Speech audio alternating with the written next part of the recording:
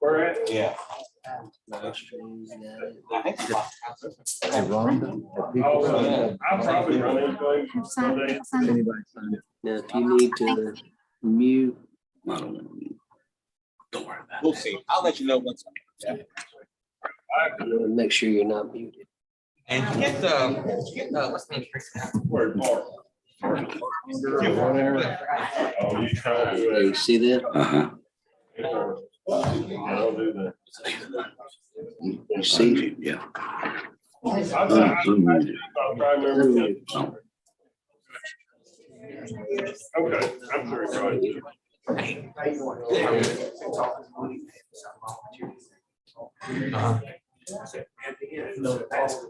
Which one you like? That? What? The view. You want to look at it like that or like that? See, there's you. I'd really look at it like this. Cool. You see that? Thanks. There's full screen. Yeah. Like that. Mm-hmm. And then Minimizing, right? That's good right there. that's Live. good. Mm-hmm. And there, you see right there? Mm-hmm. That's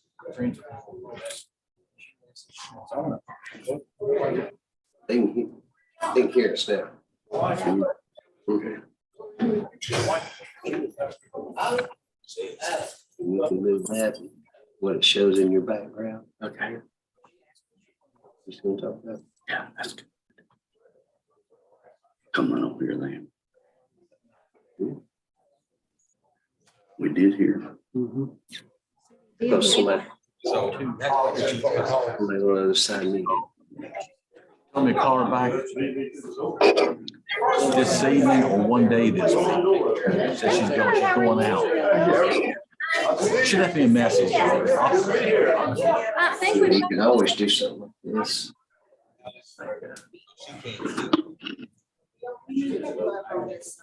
yeah.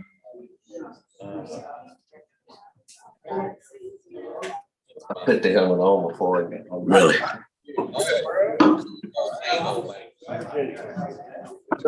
Hey, how you doing?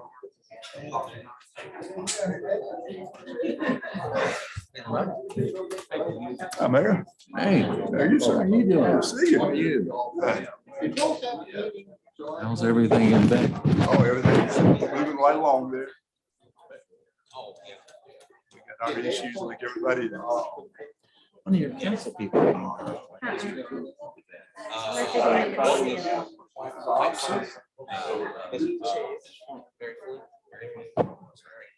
Yeah.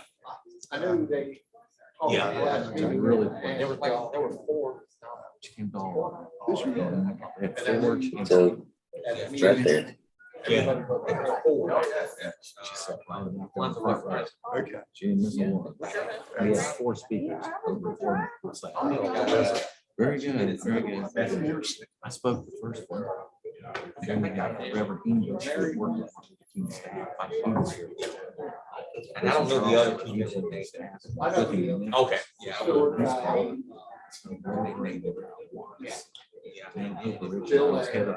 Yeah. Kinds of organizations.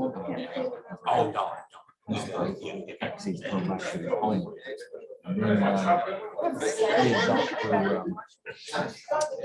Dr. Ford, we had a dissertation on, I think. And you can hide your video too. I'll make sure you get home. Jordan spoke one. So we had 4 different speakers at 4 different sides. Yeah, it was really good. Yeah, we were, and we invited Beckley, and the mayor said he was coming, but he never did. She showed how she felt. She showed. Yeah, yeah. The mayor announced that one. She came. It was the Methodist church. My mother. You want me to ask her if she'll see the things? Is that right? I'll check back in just a second, make sure. You know how to use the mouse though. See, that's your right click right there.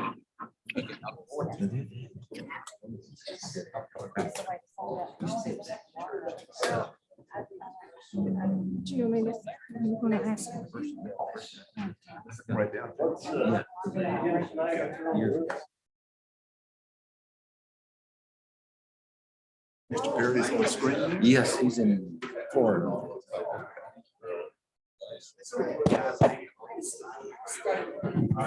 Mr. Perry, can you hear me? Yes, Mayor, I hear you. Doing all right? Doing great. Just a little red. Not neck, but face. It's good you clarified that. Thank you.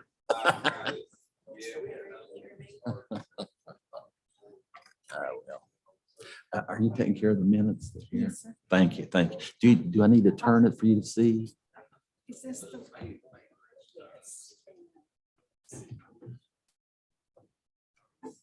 You want this? This works. All right. I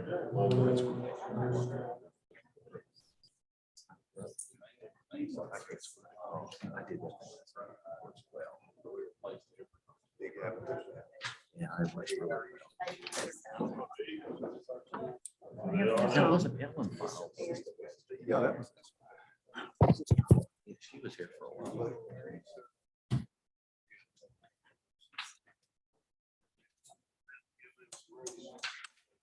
Good to see you, Tom.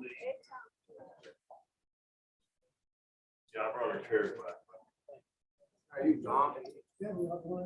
But still. Good to see you. Yeah.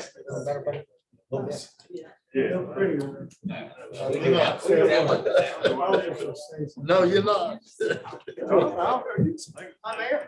How you doing, Tom? Yes, sir. You doing all right? Day by day. That's good, that's good. Mr. Perry, can you hear me? Yes, I have you. Okay, thanks. Thank you.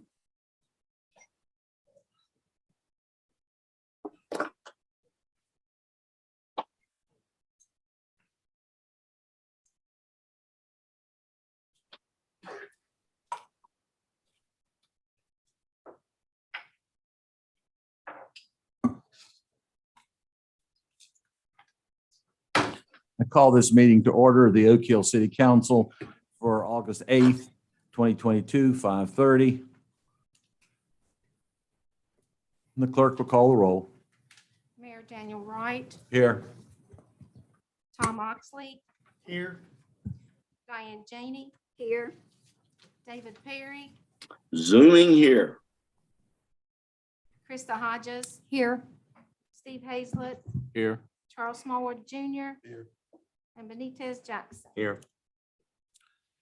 The invocation tonight will be offered by the Reverend Ronnie Richards, pastor of the Minden Missionary Baptist Church, to be followed by the Pledge of Allegiance led by Council Member Krista Hodges.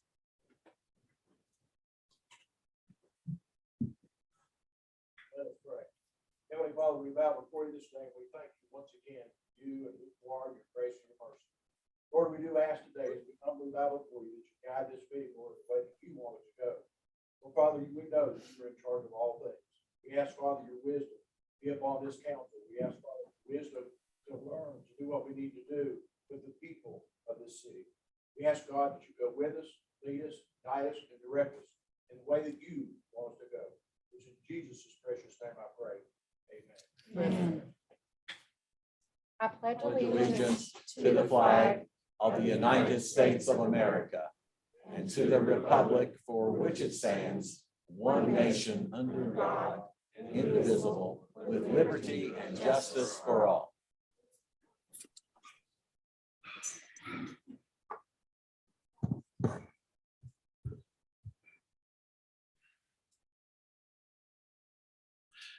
I entertain a motion regarding the reading and the approval of minutes.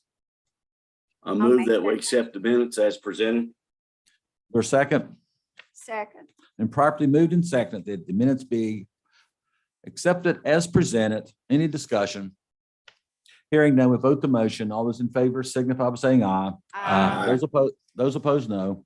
The motion is agreed to, 7-0. Which now we move to the reading and approval of, the treasurer's report. Is there a motion regarding the treasurer's report? I move that we accept the treasurer's report As presented? as presented. Is there a second? Second. Properly moved and seconded. Accept the treasurer's report as presented. Any discussion? Hearing none, we vote the motion. All those in favor signify by saying aye. Aye. Those opposed, no. The motion's agreed to 7-0, which brings us to correspondence. Madam Clerk, No, sir. thank you. Brings us now to citizens' comments. Jessica Anderson. Over here. Right there. Good evening, council members. Thank you for having me today. My name is Jessica Anderson. I grew up across the river in Anstead. However, I'm married an Oak Hill native and have been proud to call Oak Hill my home for the past 7 years. I am here today to thank the town for providing such a wonderful and fun event Saturday. I truly enjoyed meeting members of the Punishers Motorcycle Club and hearing their stories, as well as supporting local businesses that were set up and listening to some good local music. I enjoy living in Oak Hill and supporting small businesses as often as possible, and this event was perfect for that. I often go to Market Mondays in Fayetteville at the Gaines Estate and many other local events in Fayette County. However, if I can help it, I would prefer my money to be spent supporting the local economy in Oak Hill. My family and I would like to live and retire right here, and I'd like to own my own business here one day. Events like this encourage people like me to come out and support the community. I have friends that just moved here from Oklahoma because they fell so in love with West Virginia, and this was their first local event. I was so proud of our little town for getting together to do something like this. They said, "This is so fun. Do you guys have this here every weekend?" I told them, unfortunately, no, but I'm hoping it is an annual event that continues. I am also here today to share some words from Sergeant First Class Lindsay Etherton, who could not be here today herself, as she is honorably serving our country and participating in the U.S. Army duties this week. And she writes, "Members of City Council, I regret that I was unable to attend this evening due to a conflict with military duties, but I am grateful my message is being conveyed through a dear friend. I want to show my appreciation to this town and to the organizers of the Bears and Brews event that took place on Saturday in downtown Oak Hill. As many of you know, proceeds benefited the last active VFW in Fayette County and the FIT JROTC program. I am a veteran of foreign wars and a member of the VFW. I served in the mountains of Afghanistan, trudged through the deserts of Iraq, and have watched over the plains in Syria. Through it all, I have seen such innocence lost, and I have witnessed atrocities that no civilized mind would ever dare to imagine, just as many of my comrades have. What you may not know about this event is that I was provided the opportunity to reconnect with an old friend, someone with whom I've shared experiences and could call upon as a mentor. This was more than a festival in the street. This event created the opportunity to discuss things like PTSD openly and publicly with people who would understand, with peers. It is no secret that suicide among veterans continues to rise. And do you know what the single biggest contributor to veteran suicide is? Isolation. Isolation from not only their own brothers and sisters in arms, but also isolation within their own community. I have lost 6 soldiers to suicide in the last 2 years. What you've done with this event has a far greater impact than you can imagine. You have chosen to continue your support to groups, police, fire, and military, that knowingly and willingly sacrifice their lives for yours and for the betterment of our communities. There are few greater feelings than gathering and speaking the truth of our pasts and remembering those who were lost with those that undeniably understand. I am often thanked for my service, and it is nothing but my deepest honor to serve. But now I want to take the opportunity to thank you for your service to me, my brothers, and my sisters. Very respectfully, Sergeant First Class Lindsay Etherton.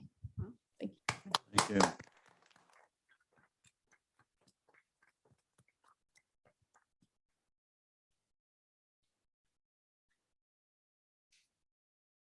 Ms. Anderson, could a copy of that letter be left with City Council? Okay, thank you very much. I appreciate your words and the letter. Thank you.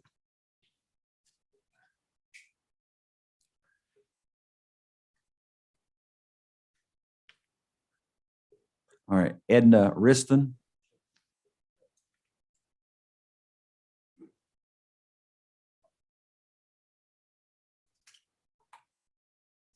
Hi, my name is Edna Riston, and I came to talk about the bank building that we have down there that's going to waste.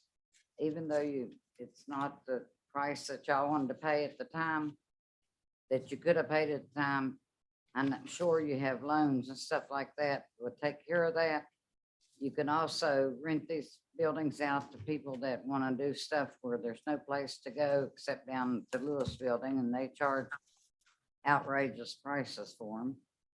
You can't even go down there. And people's been telling me there's mold in that building. Well, if there is, I'll come up here and take bleach and clean it out for you. So ain't no mold. I doubt if there's mold in there, because it ain't been emptied that long, I don't think.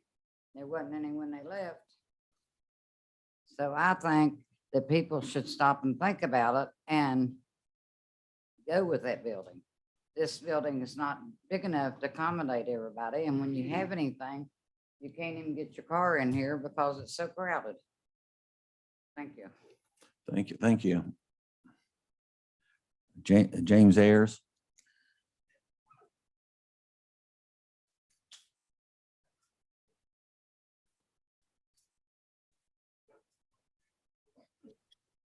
How you doing? Just a couple things. I just want everybody to keep Diane's husband in our prayers for, he was in a little wreck. I'd like to thank Day Day. We had a problem with the street department. He handled it real quick. And also Mike, police department. Back to this bank building. I know tonight's the final vote. I pretty much know we have 3 yeses and 3 no's that are pretty much set. So I'm going to address my comments to Benitez, because I kind of feel like you were on the fence at the last. Mayor, point of order. Yes, sir. It's my understanding that in a meeting, personal references to council members or persons should not be permitted. All right, then I'll just address the whole council. Mr. Ayers, there is no final vote tonight. Oh, I thought this was a 3rd reading. No, it's not on here. Oh, it's a done deal? No, the reading has not been put on here yet. Oh, it hasn't been put up. No. All right, then I'll save my comments for the next meeting. All right. Thank you. Mhm. Or you can call me. You know my number. You can call me. You guys can say to me. Yeah. If I can read, is this Harley Volkenson? Volkson? Volkensen? Oh, well, who put it on here? They've added, That would be me. they've added another syllable here. They've added another syllable. That's okay. 13 years in the service, it was never pronounced or spelled right then either. And it was right here on my head. I'm Harley Volkson. I'm also the president of the Punishers Law Enforcement Motorcycle Club that helped put on this event that we had this weekend. I appreciate your kind words. I come here, first of all, to thank the council for voting 7-0 unanimously to allow us to have this event. I can't thank you enough to, award us the opportunity to bring people from outside into Oak Hill and leave. All they could say was, we've never been to a town, we've never been to an event and had a ride or a poker run, and the community treat us with such respect and dignity. So kudos to you all for giving the opportunity, and kudos to the citizens of Oak Hill for, putting the best foot forward. Day, street department, not one trash can got full, nothing's overflowed. They knocked it out of the park. Chief, your officers were great. Scott Wilshire escorted us through town, and he had some help from another officer. Everything went flawlessly. I can't thank you both enough for that. So thank you. The other thing I want to explain to you, I've seen there's a little bit of negativity with everything. You're always going to have a little bit. So I'd like to address that a little bit and let you know what the positive sides are. First off, Saturday morning, the percentage of rain was 73%. That's pretty high. But yet, we weren't canceling. We were going. We had 38 bikes that rode in a poker run. just about every bike had 2 people on it. And all of that come right here to the city, and everybody got to see the vendors. You know, we had, I think, 25 vendors sign up, and we had 15 cancel because of rain. We can't control that.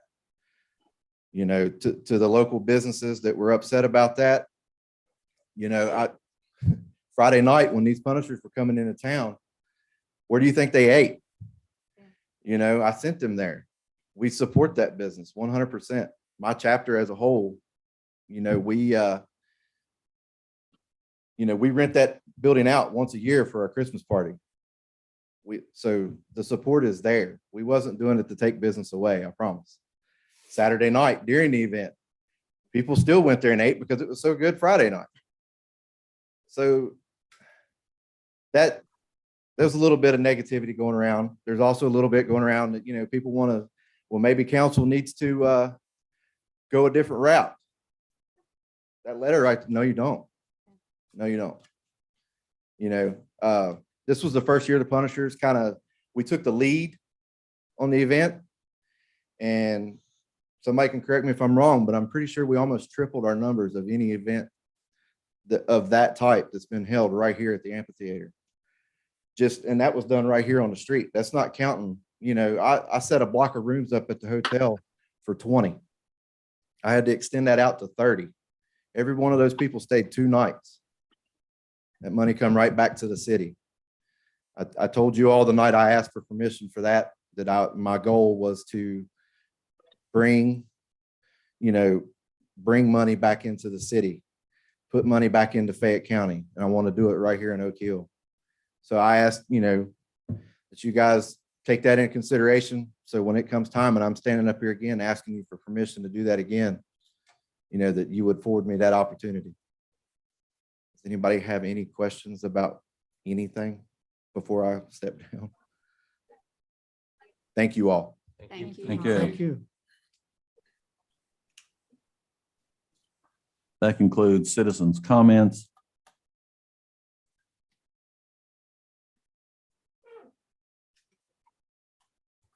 A minute from the minutes. April 4th, 1904. A motion passed. The boys under the age of 16 years living in the town may not be allowed to loaf within the corporate limits after 9 o'clock. A motion passed prohibiting ball playing on Sunday throughout the city of Oak Hill.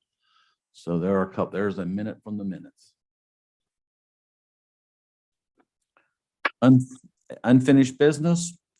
Progress report of the Rimfire Trail.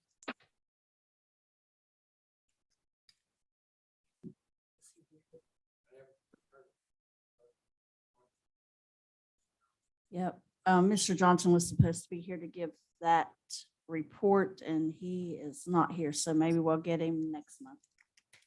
He told us he was going to be here and we put him at the beginning of the agenda. So we'll try for next month to get that from him. Number 2, bid opening for demolition of the following residential structures: Harris Street off Broadway Avenue, map 7, parcel 240, owned by Andrew Thomas, and B 105 Rocklick Road, map 59J, parcel 33, owned by Brooke Armentrout. Madam Clerk. Oh, Madam Manager. I have those. I have the bids here. I was gonna get to the pictures.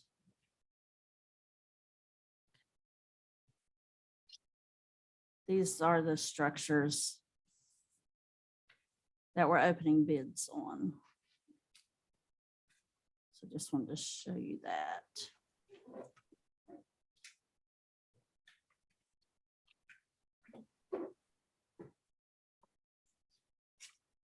Okay, I have a bid here from Empire Salvage.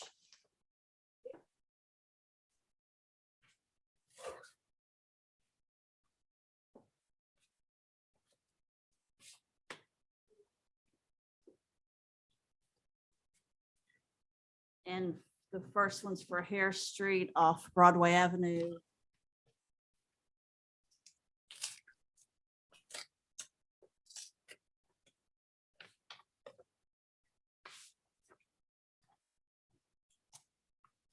That bid is for $6,000. And also have a bid from Reclaim Company out of Fairmont.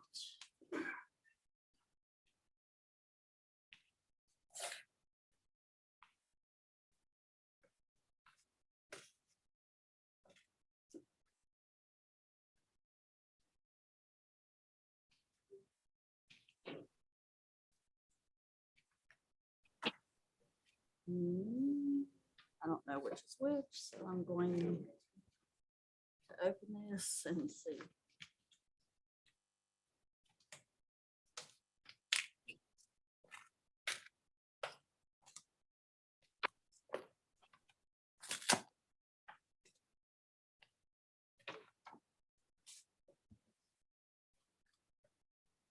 It was the right one.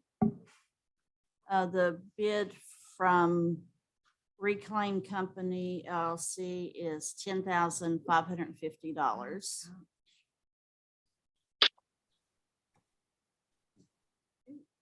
So that's for Harris Street. I think we could go ahead and act on that now. Mayor, I move that we accept the Empire bid for $6,000 for Harris Street off Broadway Avenue. Is there a second? I'll second it.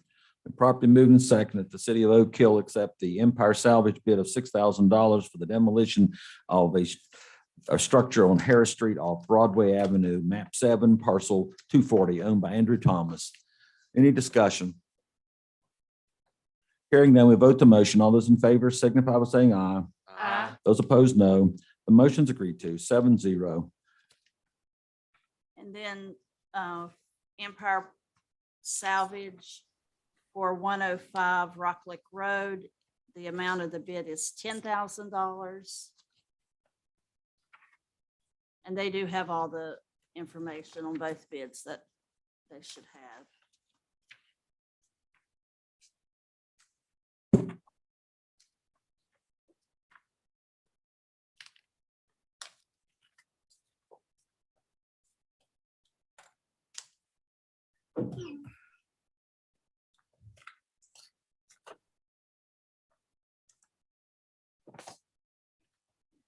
And the bid for the proposal from Reclaim Company for 105 Rocklick Road is $19,980. Mayor, I move we accept the Empire building for $10,000 for 105 Rocklick Road. Is there a second? I'll second. Properly moved and seconded, we accept the bid from Empire Salvage for the property at 105 Rocklick Road, map 59J, parcel 33, owned by Brooke Armentrout. Is there any discussion? Hearing none, we vote the motion. All those in favor signify by saying aye. Aye. Those opposed, no. Motion's agreed to, 7-0. Which now moves us to number 3, bid opening for the purchase of the following: a 2022 dump truck defined by specifications. Madam Manager. Okay, for the dump truck, I have a bid from Whiteside. Can't tell, I'll tell you when we get in here.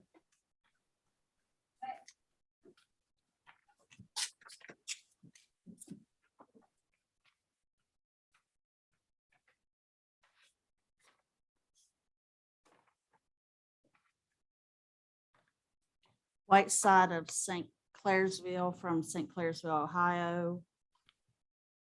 And the bid price,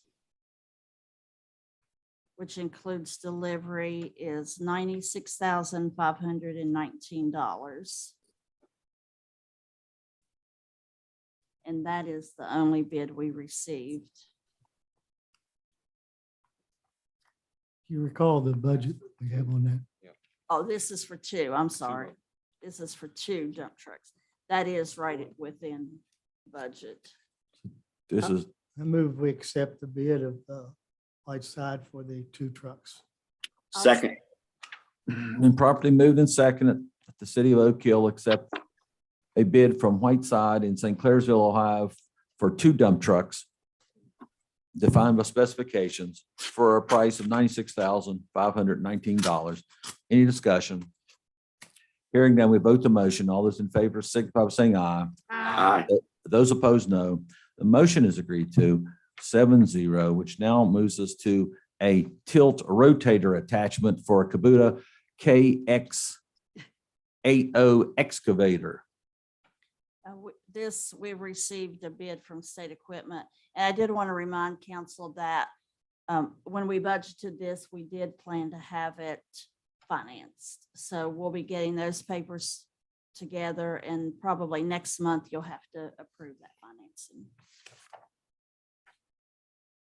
The bid from State Equipment for the excavator is $35,525. That's the only bid. I move we accept the bid for the tilt rotator from State as presented. Is there a second?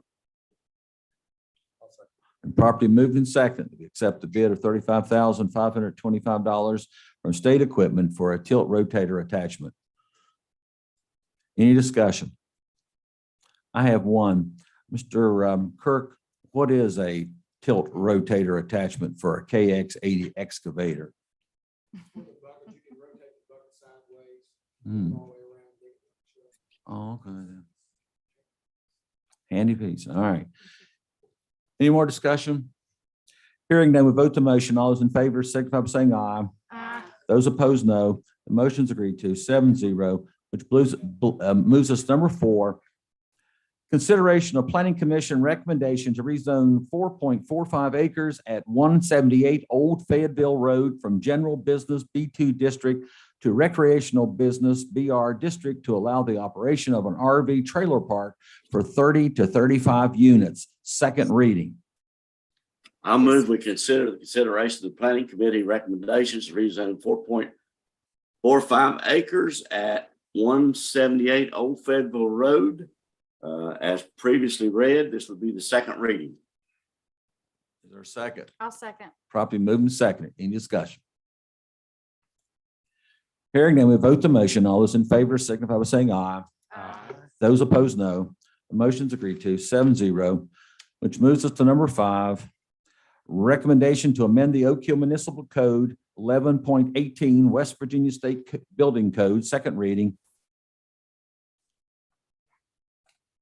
Mayor, I move we accept the recommendation of the Oak Hill, or recommendation to amend the Oak Hill Municipal Code 11.18 West Virginia State Building Code, second reading. Is there a second? I'll second. Properly moved and seconded. Any discussion? Hearing none, we vote the motion. All those in favor signify by saying aye. Aye. Those opposed, no. Motion's agreed to 7-0. Moves us to number 6.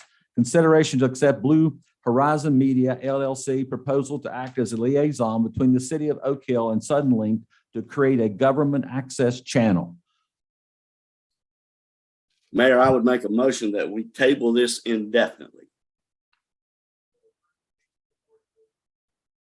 We'll see what's going on. Is there a second to table? I'll second. It's been moved and second to table. Any discussion? Hearing none, we vote the motion. All those in favor signify by saying aye. Aye. Roll call. Yes. Clerk, call the roll, please. Counselor Tom Oxley, No. Diana Janey, No. David Perry, Yes. Krista Hodges, No. Steve Hazlett, Yes. Charles Smallwood Jr., Yes. Benitez Jackson. No.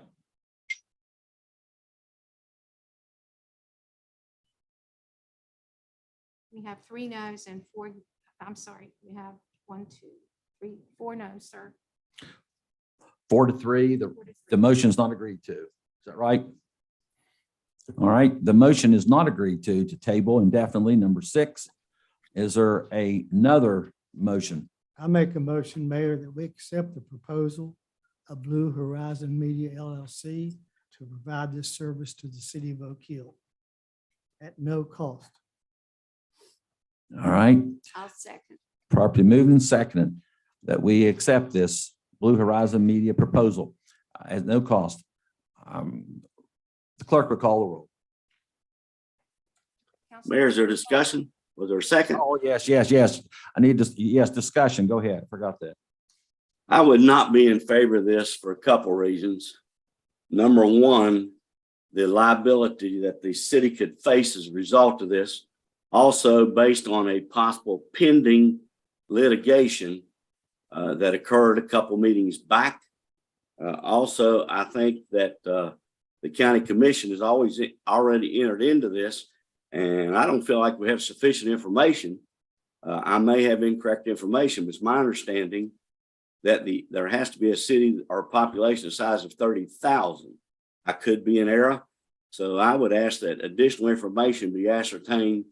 And like I said, I would oppose for the reasons I've stated. I cannot see the city entering into a private partner arrangement with an entity. And like I said, pending litigation possible. So I would ask that we vote against the motion to approve at this time. I have a question. We're not actually entering into an agreement with Darren, are we? His company is just helping the city Right. orchestrate and put this channel up for access. Am I incorrect, Darren? I would be fine with that. We need to hear what he has to say so we understand. what- Maybe council could address that issue. My understanding, if we okay this, we also accept the responsibilities that are imposed by the FCC. But can we let him talk? I mean, All right, we all let right, him all talk. right. Yeah, You, I wouldn't want yes. to- I mean, Hear none of him us out. are experts in Because this. number Yep. 6 and 7 go hand in hand, don't they? I mean, Right. it's just a consideration. They could be too different.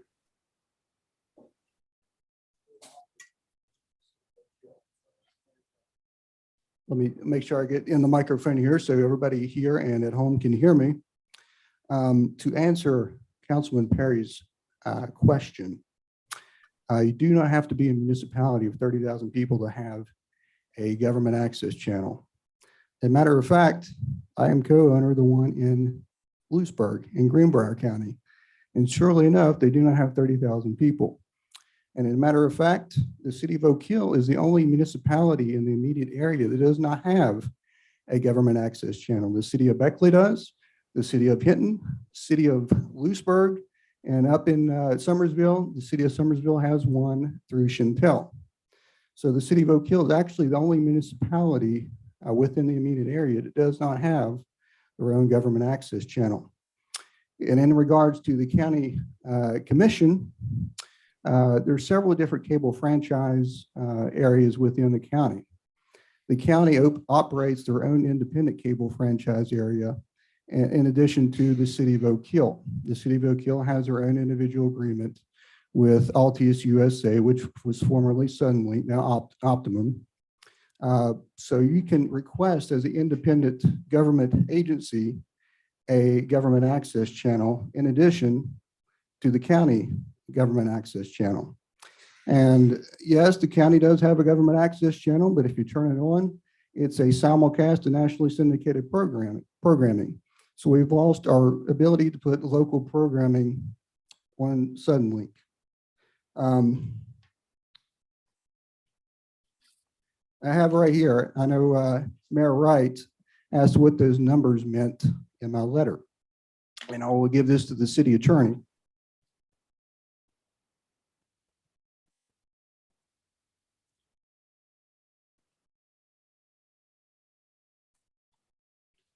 Those numbers were state and federal code numbers. I saved the attorney a little bit of time.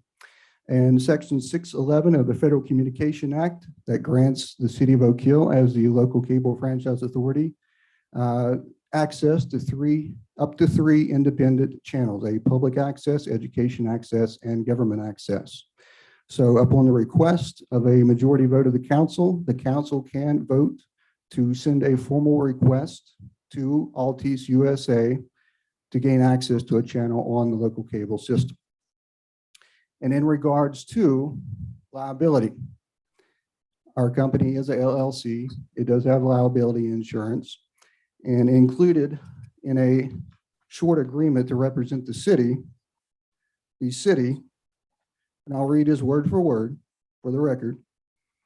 Blue Horizon Media LLC shall work with the City of Oak Hill attorney to form a contract between the City of Oak Hill, Altice USA, Blue Horizon Media LLC to be voted upon at a future council meeting.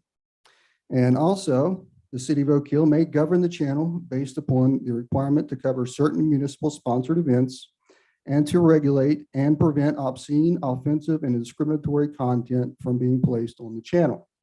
So yes, you will have control of the channel and the content, as does the county commission should have control over Channel 4 in Fayette County, because they are the governing agency that controls the channel. So just like the county, you can set requirements for content and things such as city council meetings, parades, community events. You can set a requirement for those to be covered on the channel. And not only set a requirement, you can set the cost associated with producing that content and putting it on the channel. So it eliminates the bidding process. I know the next agenda item is bids to do the city council meetings. If you would vote to accept agreement for me to be a liaison, that would eliminate the bidding process. As a council as a whole, you could vote on the price that you are willing to pay for a city council meeting. And that includes free. That's totally up to the council if you can control the channel. As this county commission could require their channel to cover the county commission meetings for free. That's totally up to them. So yes, you do have control of the channel. You can set criteria forth for the content. You can require what events will be covered within the city. That's one thing I included in the agreement, and is to include the City of Oak Hill because ultimately is your channel. And I want it to be your channel. I just want greater access to local events. Recently, it was publicly stated that local broadcasters will be focusing on other areas. What happens to the City of Oak Hill and our events? What happens to, well, take for example, Oak Hill High School. We have a sitting councilman that's a coach. How come there's never been any female athletic games on cable? How come there's never been a meet the team event on cable? Girls softball, boys and girls soccer, baseball. You know what? I've covered every single one of those, and they were placed up on cable in Greenbrier County. So why can't they be on cable here in Fayette County, in Oak Hill? So that's something you have to ask yourself.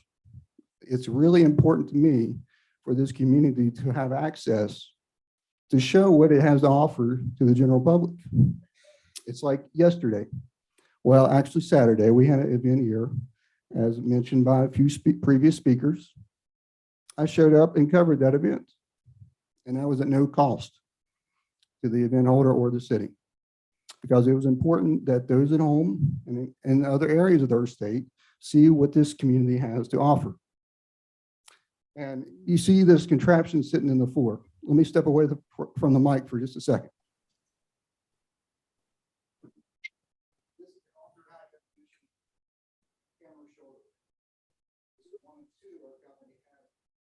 This eliminates an entire 6-foot table to put the 7-inch screen, the graphics, video switching, the audio, and the play commercials, in addition to all the rest for submission.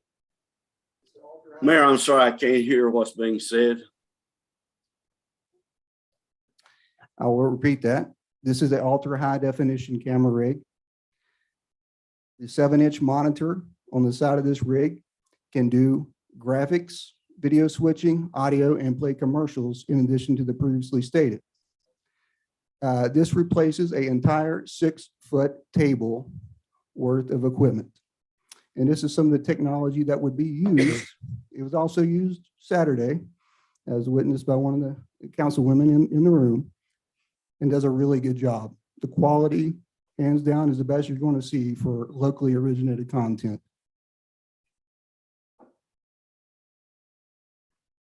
In this little black case,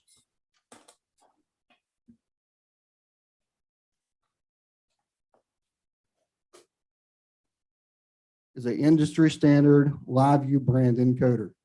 This is a belt pack that you can clip on your belt. It's battery powered. You can put the video into it. You can use up to 3 internet connections. This is what gets the video back to our servers.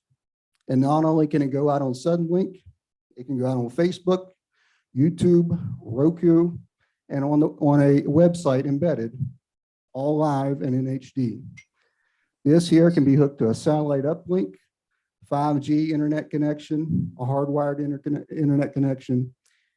And if you went back and watched the video from Saturday, it was flawless. There wasn't any dropouts, wasn't any missed pixels. And that was an hour of walking around downtown Oak Hill. So that is just some of the technology I want to bring to the city of Oak Hill. It's important to me, growing up in this area, that the general public and other areas see what this is able to see what this area has to offer. We have a lot of eyes upon our area, a whole lot of eyes. And they turn these events on, and I want them to be able to be seen in high quality. And we do everything in high definition. Our Greenbrier Valley channel, the start to finish, the equipment is high definition. I included a email with the letters I submitted at the previous regular meeting. That was an email that was sent to Suddenlink. And that was discussing the lack of industry standard equipment associated with government access channels. At that point, the Greenbrier Valley channel had the same equipment that our local county access channel currently uses.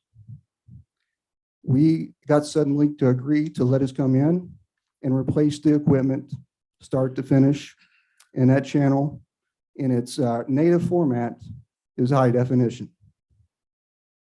We were one of the first ones in the state to be able to do that with, at the time, Suddenlink. So, and that's another thing that I would stress. You have the potential of getting this channel on in high definition. You may have to go towards a higher tier. What I mean by higher tier, most new channels on Suddenlink are on 130 or higher. If you agree to go a little higher, you may be able to get this channel on in high definition. And that would be one of the best qualities of the state as far as the government access channel. So I just like I said, I wanted to explain some of the things that was included in that letter. And as far as the FCC being involved with government access channels, they are not. Matter of fact, they try to stay out of the process of obtaining a government access channel. They have enough to do. And in very, very limited circumstances would they get involved. So basically this agreement is strictly between the city of Oak Hill and Altice USA. There's no really outside agencies that get involved. Like I said, it takes a formal request written by the city of attorney, voted on by the city council with a majority vote sent to Suddenlink. That gets the process started. Like I said, I am very familiar with this process because I do currently own a government access channel. So I know precisely how they work. All right. But I will read this. This, if you do vote to accept this, this is what my requirements would be for the city. And I'll read his word for word. Like I said, we have people at home listening. On this day, August 8th, 2022, by a majority vote of the council of the city of Oak Hill, this document establishes the intent to create a government access channel between the city of Oak Hill and Altice USA Incorporated, DBA that's doing business as Optimum. The channel should be in accordance with Section 611 of the Communications Act, requiring the local cable operator to provide PEG channel access to the local cable franchise authority being the city of Oak Hill, West Virginia. Blue Horizon Media LLC shall provide all equipment necessary to operate the government access channel being requested. The city of Oak Hill shall request access to one cable modem, internet access, at the cable head-in site provided at no charge to the city of Oak Hill or Blue Horizon Media LLC. The channel content shall be of local, Oak Hill, Fayette County, state of West Virginia origin, with no nationally syndicated programming.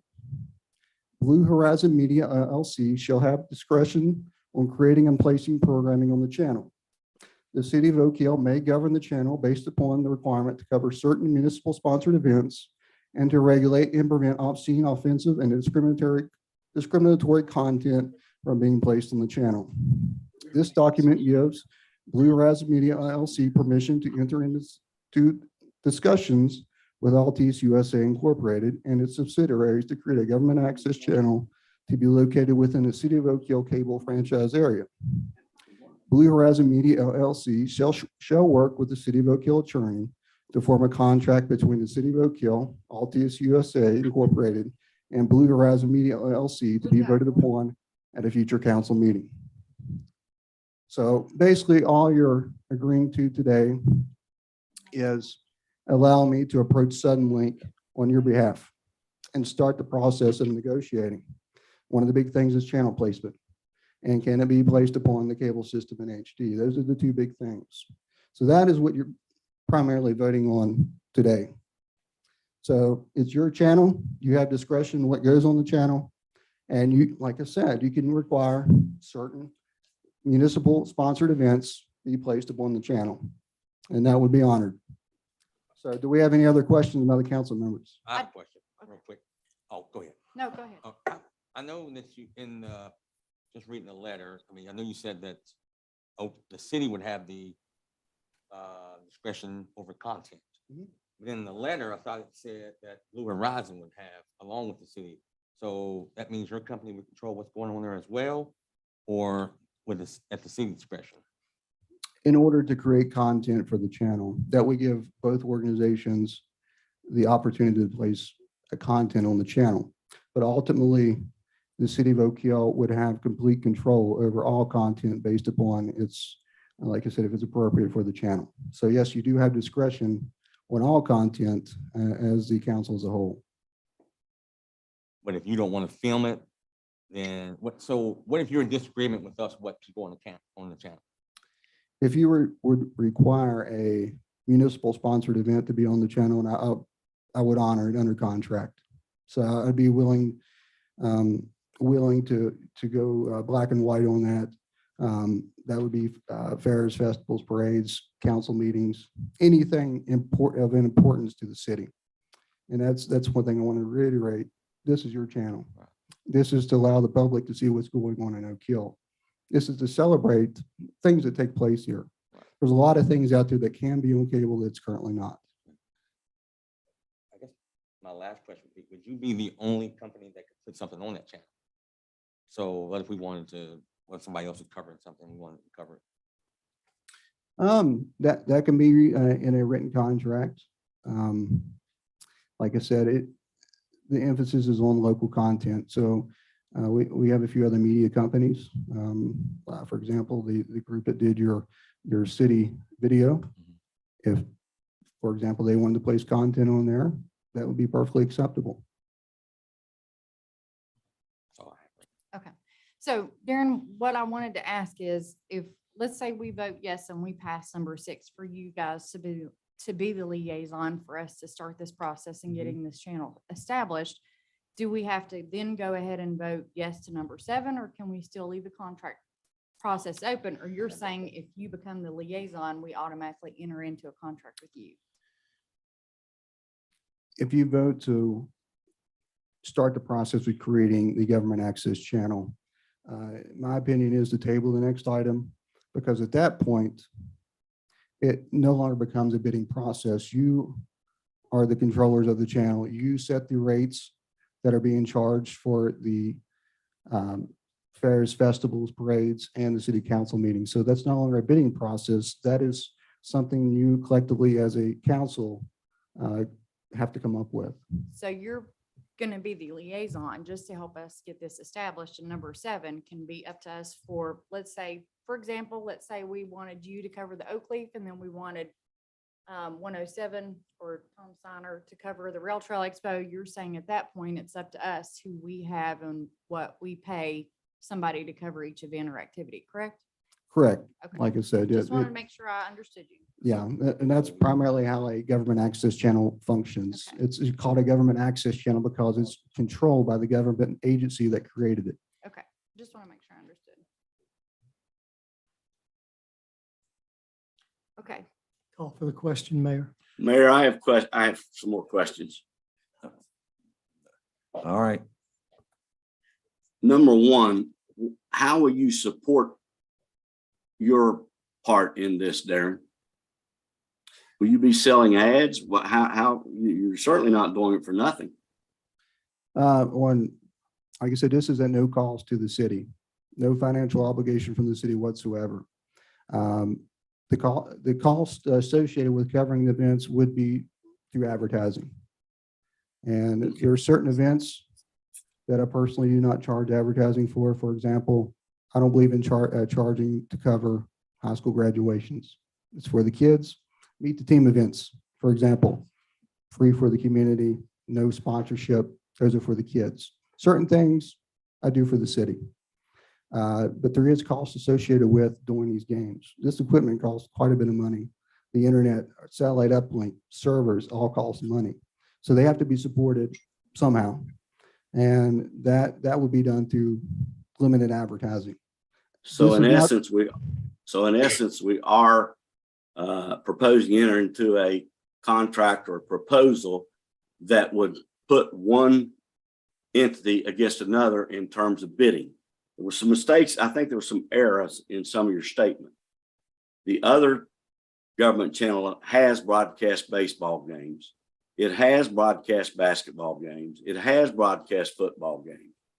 And as far as charging, they do not charge. They follow the same thing that you just said. They sell ads. And as far as the presentation of that or the ability to do that, that's governed by the Board of Education in local school and or the athletic director. And that's the question about liability. If we get into this business, is there any liability we have in terms of a broadcast that would be an error or would have material that would be questionable? And maybe I ought to direct that to the city attorney. It all depends on the language of the contract. You can put in the language of the contract that dissolves the liability of the city if somebody else is producing the content. Now, if the city itself was producing the content using city employees, yes, you could be held directly liable. But you can put that in writing in a contract, and the city attorney is present here tonight, where it dissolves the city of liability for the content. And as I mentioned, our county commissions channel has syndicated national programming on it. So that opens the door up for a lot of liability based upon the advertisers on that channel. I think I'm more interested in what the cities potentially inheriting here or agreeing to. The other thing you talked about was, I think initially, and correct me if I'm in error, you indicated that you wouldn't be part of Suddenly. I thought I heard that. Suddenlink no longer actually exists. It's Optimum now.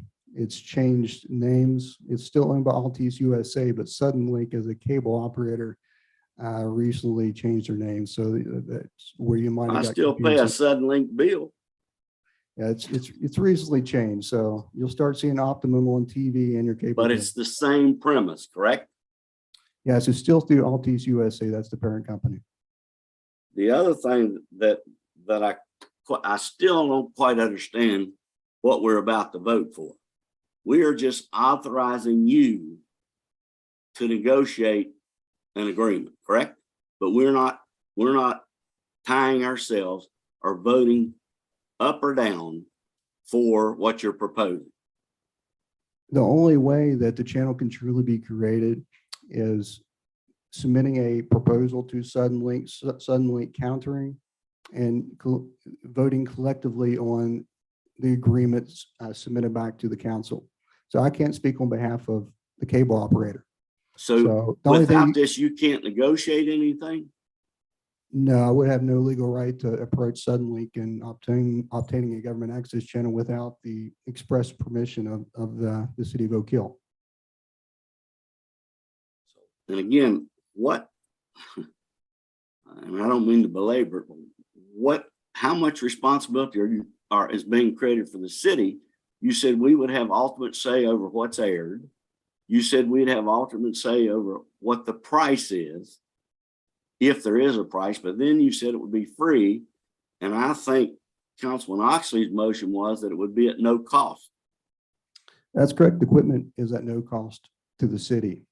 And as I mentioned, the municipal sponsored events, the council has the authority to set a rate that they will pay for those to be produced, as does the county commission. They can. Again, let's set a talk rate. about the city. The county commission's not here to represent itself. Yeah, like I said, that's correct. It's your channel. If you, I encourage all council members to do research on PEG channels, specifically government access channels. A textbook channel has rigid guidelines as far as the content on the channel, how it's governed, who governs it. That should be in place for any government access channel on any level. So what's the geographic area this would cover? If it gets on the City of Oak Hill cable franchise agreement, it would encompass Mount Hope, Oak Hill, and Fayetteville. And as I asked the last time, is this on TV? Right, or is it computer? This would be on the local cable system. It would be able to watch it on your local TV set. Yes. So it would be on the cable system. Yes. Like I said, as I mentioned, I currently own the channel in Greenbrier County. You own it or Sharp owns it? I'm now part owner. We're 50-50 on the ownership of the channel. Okay. Again, I feel really uncomfortable that I personally don't have enough information, enough knowledge. Who could give us information, let's say, that didn't have a direct interest in what happens tonight? Who would you suggest as a presenter? The best person to answer those questions is through the local cable operator. Like I said, I'm just a liaison.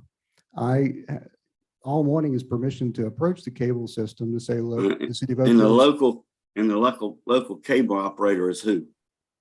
That is formerly Suddenlink, now Optimum, owned by Altice USA.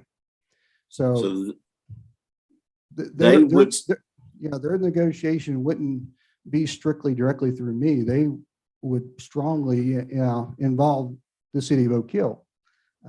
Like I said, I'm just a liaison, and I can't. Or potential liaison. Yeah, and that, like I said, your channel. Negotiations would be between three parties, and the city of Oak Hill. Like I said, they would have direct control over the content of the channel, and that's an important aspect of it. That's not the as far as government access channels. There's quite a few of them out there, but a lot of municipalities don't know exactly how they are supposed to operate. As I mentioned, there's a number of municipalities that have government access channels. There's very little knowledge by the city staff or council members in those municipalities on how to operate it or how to utilize it. So you would have sole source over being the agent to operate this? In addition to the city of Oak Hill. So no other company or corporation could enter on one of these channels? Or could we authorize them to do so? You could, without stepping far ahead of myself, because that would have to be negotiated once the cable operator becomes into the picture, that you could do a term, say your term, or this doesn't have to be an indefinite agreement is what I'm saying. So could there be multiple agents accessing this channel?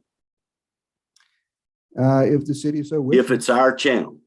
Yeah, if the city so wishes. I mean, Like I mean, said, could WAY access it? Could WVVA? that's a gray area on a FCC licensed channel utilizing government access channels. They typically get their own channel provided to them through FCC regulation. So typically, channels that have their own independent channel do not have access to government access channels. That's typically Is- what Is takes place. FCC regulated?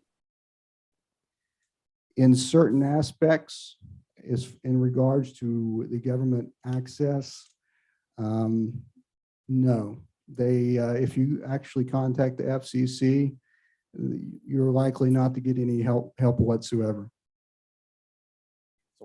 Darren, did you, That's what-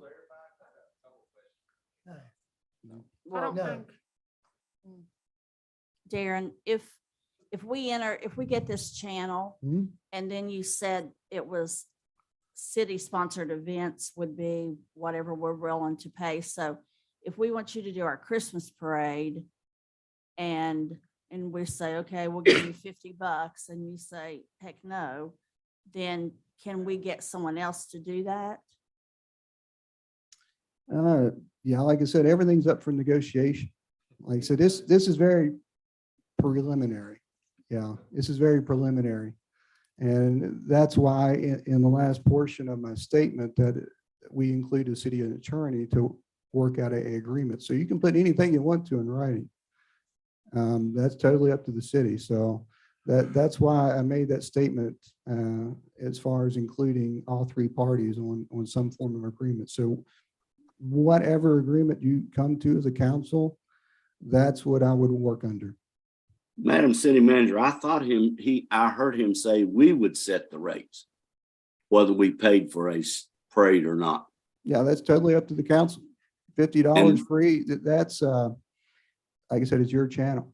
And you can set the rates that are, given to the broadcaster covering the event. Going back to Demita's question, so we say we want the parade, but at no charge. You will still broadcast it. If you so wish. If you so But wish. at that point, you would be selling ads or not. I typically wouldn't sell ads for your municipal events, no. Only in Typically cer- wouldn't, but that doesn't say you would or would not. For a parade, probably not. Probably. My other channel, I do not sell ads for parades. I do that as a good gesture to the local community. Like we did the Ronsford 4th of July parade. We did not sell advertising for that. We did that as a courtesy to the city of Ronsford, the Montgomery Valley channel.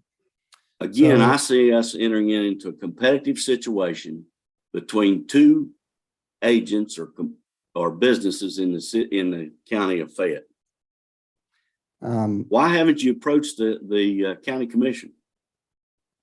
The county already operates their own channel, Councilman Perry. Why would I contact them? I'm not. They can't operate two? They would have to go with public access or education access, but public access, that's a whole another process you have to go through. And you also have to give access to the general public to a studio for their use.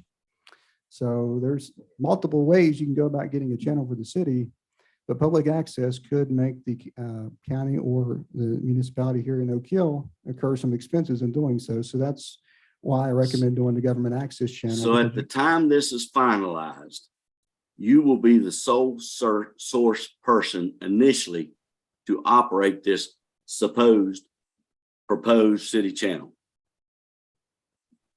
Sole outside source. Like I said, the What? city, the sole outside source, the city of Oak Hill can place content on the channel at their discretion and at their own free will. I hear that. So anyone else at this time could approach the city for the same thing you're approaching us about, or at the time it's approved, anyone else would have the opportunity, for lack of better understanding, bid to be the agent to the city? Or is this sole source? Like I said, it depends how you word it. And the best way Pardon? to answer that question is the technical side of the channel. We operate the servers, and our servers are very unique in the way they can function. For example, we can give any person in this room access to the channel to create content. You mentioned at a previous meeting, can you use a cell phone? And I can have this cell phone on our Greenbrier Valley channel in 30 seconds to 1 minute live. That's how our servers work.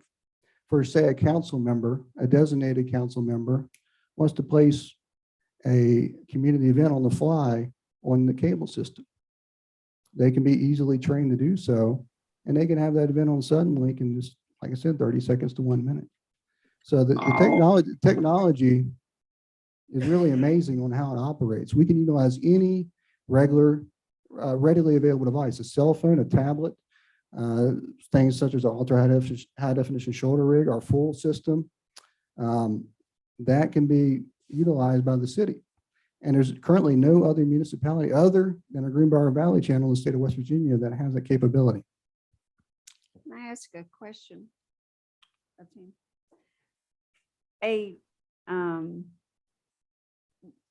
Would you be selling ads for other cities, or is it just Oak Hill, or if someone approaches you from another city, Fayetteville, Mount Hope, whatever? Because we want to be clear about who's making the money here. Can the city make money off of this channel ourselves?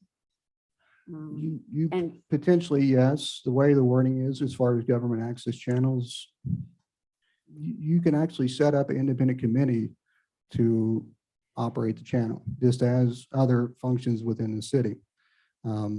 Yes, you can make income for the city off of the channel, to answer your question directly. because what if you would sell your ownership out? I mean, where does that put us? You would still have access to the channel. The equipment side of it, that's a gray area. Like I said, some of the equipment that we utilize is proprietary. As I mentioned, the technology to be able to use any readily available device is proprietary. There's no other local station in the state of West Virginia that can offer that. And that's something that I want this area to be able to utilize, because there's lots of things out there that can be placed on cable that are not. But if you're able on the fly to get the content on air, then it only benefits the city in allowing those at home to be able to access it. So I'm not sure if this would include the attorney, but what if we got into this agreement and then we decide that's not what we need to do? Or you decide. You that's what can put a need to term do. on it. For say, if you want to do a 1-year term, you can renegotiate, or if you're not pleased with the quality or performance, you can go with another broadcaster. I have no problem in doing a term with the city. I just want to be able for the city to have access to quality. And like I said, this is your channel. You can put a term of a specific amount of time or what have you to give us a trial run. So I don't want this to be an indefinite obligation for the city. I want it to be a situation to where you can view it. If you don't like it, you can have access to change certain things about the channel within a given amount of time. Mr. Mayor, Yes. can we table this and let our attorney deal with this issue? But there is a motion. Right Mayor, now. I would Yes. ask that we vote no on the motion, and that council then would accept a motion to table, not necessarily indefinitely. I also would make one statement. It's my understanding that Altice, alias Suddenlink or Suddenlink Altice, is governed by the FCC. I encourage you to do your research, Councilman Perry. I think I have, Mr. Guffin. I agree to disagree, but we'll leave that open to the council as a whole. You have a city attorney here present. I'm sure he's a very competent man and will do his part for the city. There's lots of information out there, whether it be federal or state codes. I encourage the city attorney to look at those. Like I said, all I'm wanting the ability to do is start this process with the local cable operator. And there's lots of people involved with this process, not just myself. You as a council, the city attorney, all have an important part in this. So there's no one independent group that can enter into this agreement. So that's what I wanted to reiterate. The city attorney has to vet every bit of this. The contract entered in between the city, myself, and the local cable operator has to go through your attorney. So that's the important aspect of it. If there's any questions the city attorney has on any of this, I'm sure he'll do his due part in this process. Again, Mayor, I think we're headed down a slippery slope. And it's obvious from the discussion, there are a lot of unanswered questions. And I would feel more comfortable if the attorney would research the questions or we have an independent entity to appear before council to answer questions. So again, I would encourage a no vote and that a motion be made to table. Mayor, I made the motion to approve. I'd like to amend my motion to speculate that we enter into this review process and that Blue Horizon submit a framework of an agreement, resolution, contract, whatever the terminology is, to our city attorney. Give the city attorney ample time to review and come back with a recommendation to this body before any final action is taken. And I'll re-second. All right, you've heard the motion by Councilman Oxley, second. I think we've already discussed it. Is there Mayor, I any think more- he said he amended the motion. So we vote his amendment, then his motion. Yes, yes. Any discussion on the amendment? All right, we'll vote the amendment and the clerk will call the roll. Counselor at Large, Tom Oxley, Yes. Diana Janey, Yes. David Perry, No, Krista Hodges, Yes. Steve Hazlett, Yes. Charles Smallwood Jr., Yes. Benitez Jackson, Yes. 6-7, sir. Means 6-1. Yes, sir. I'm sorry, 6-1. Oh my God, 6-7. my God, there's 13 of them. I've been counting 7 all along. All right, the amendment is agreed to 6-1. So now are we down to your original? Yes, sir. All right, you want to briefly say what the original is? The original was to approve. The liaison Yes. situation. All right. All right. The clerk will call the roll. Counselor at Large, Tom. clarification, please. Clarification. Mr. Oxley is now we're voting to accept the liaison of Mr. McGuffin to negotiate or work with, is it Optimum now? Yes, Optimum, and it's Altice USA, and that would be a liaison between myself and the city attorney, city manager. All right, that's what Mr. With, Oxley. with the city attorney bringing back a final proposal or a final contract, correct? Yes, it's very Yes. important that That was in the Altice, amendment, That's wasn't in the amendment. yes, it's also very Yes, that's important. what I was saying, Tom. I was tying your motion to the amendment. It's very important that Altice be part of this discussion with the city attorney. Like I said, I cannot enter into agreement solely. It's important that Altice be present in this conversation with the city attorney to form any agreement that he presents in front of this council. So I just want to reiterate that. So in essence, we're authorizing to start down this slope. Just to allow me If to we vote, if we Ju- vote yes. just to allow me to contact, and this is on the record, Altice in starting this process and getting the city involved between the two parties. This isn't allowing me to create the channel solely, which I do not want to do. This is for me to contact, because I do have contacts. I do deal with Suddenlink or Altice, Optimum on a regular basis. I can get you in touch with the appropriate individuals. This does not obligate the city to move forward, does it? No, not until the city, like I said, it has to be voted on again with a formal contract between all three parties. So this is no obligation to the city to actually create the channel. This is just starting the process of getting all the parties involved to form some form of agreement. All right. All right. Will the clerk call the roll again or whatever it is here? Just, I've got one question. just a I second. think- But we need, I'm a little confused because I thought we just approved him to work with the attorney in the contract, so we need to vote. No, Didn't, no. I amended my motion to approve the amendment to. Okay. To allow. To further allow. term. them I got to you. Send framework for a contract, whatever, through the city attorney. Okay, I got you now.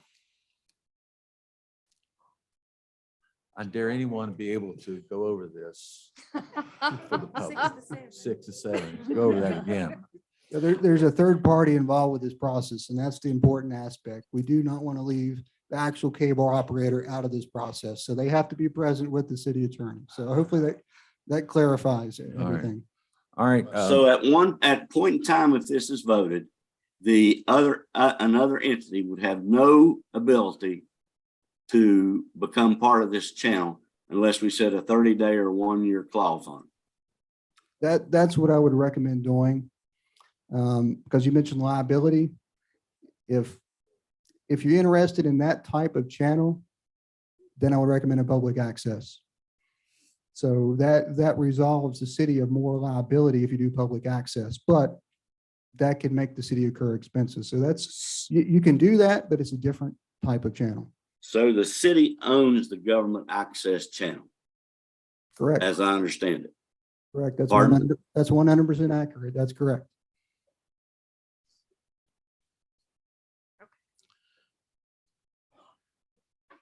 We're going to start this again, aren't we? Number 6, is all the discussion done for the clerk calls the roll? All right. The clerk will call the roll for just 7 people. Thank you. Counselor at Large Tom Oxley, Yes. Diana Janey, Yes. David Perry, No, Krista Hodges. Yes. Steve Hazlett, Yes. Charles Smallwood Jr., Yes. Benitez Jackson. Yes. 6-1, sir. Which way? Yes. I have it. For the amendment. 6-1, the motion is agreed to, which brings us to number 7, which there was some discussion that it may not be necessary. So where we are in that. City Mayor, I make a motion, we table number 7. I'll second it.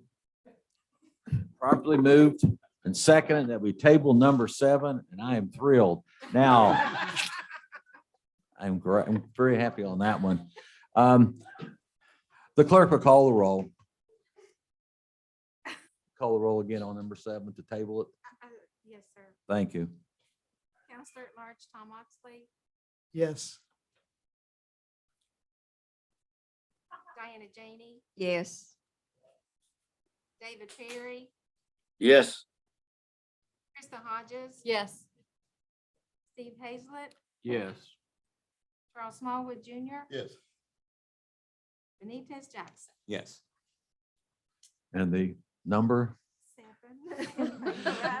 7-0 to table. Motion's agreed to. We move to number 8. Consideration to approve engineering agreement with Chapman Technical Group as consultant for developing building design guidelines in the B1 zone on Main Street. Madam Manager. I believe in our May meeting, council approved the selection of Chapman Technical Group for this project. This lists the fees. This is the engineering agreement, listing the fee as $49,500. We just need approval of this agreement. I move we consider to approve the engineering agreement with Chapman Technical Group.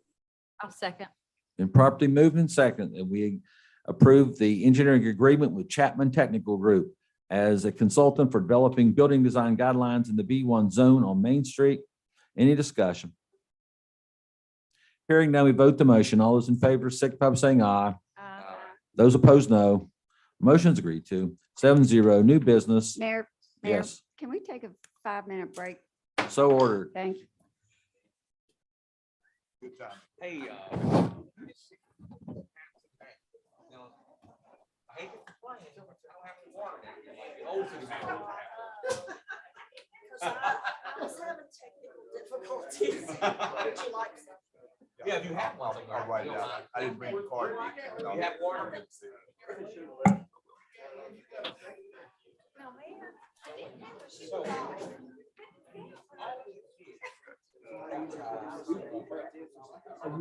I got some, thank you. Yeah.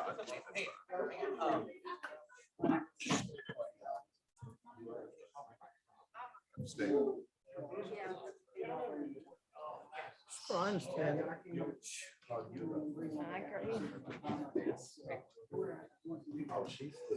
know, that was one thing that's.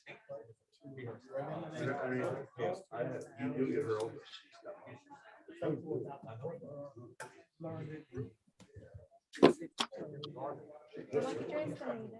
told him I didn't have shoes. I've been counting 7 all along.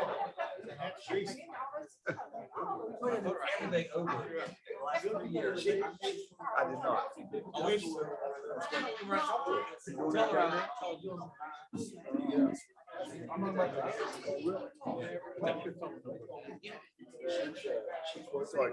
I'll call you. Yeah, I didn't know her. Okay, bye. And I said, like, I'm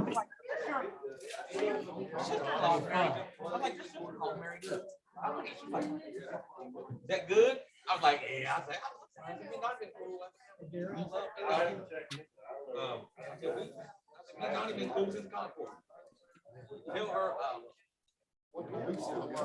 I didn't, I get off work. Call me anytime of the day. I'm there at 7:30, so anytime between 7:30 and 2:30. If I don't answer, just leave a message. Call me anytime. Yep.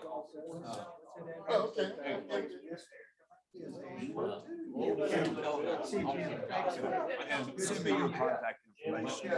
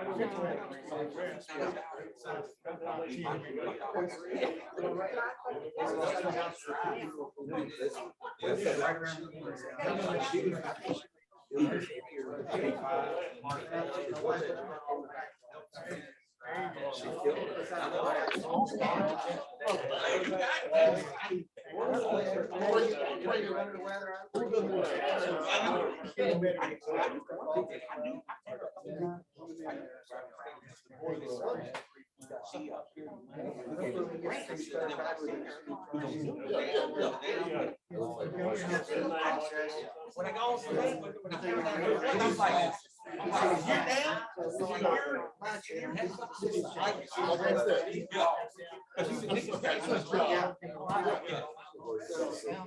That's why. Tell her. Because I want the city. I'm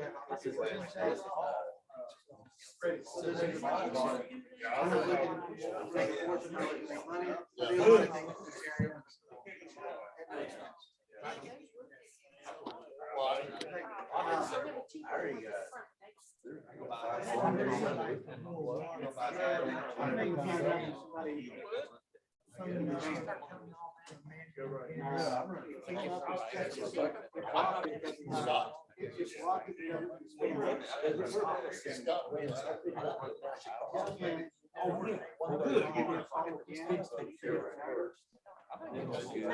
For some reason, they do the boss.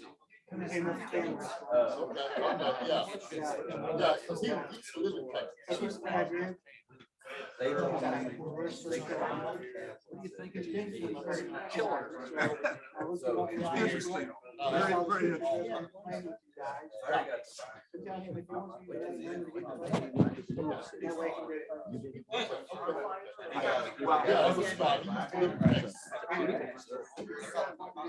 All right, you behave yourself.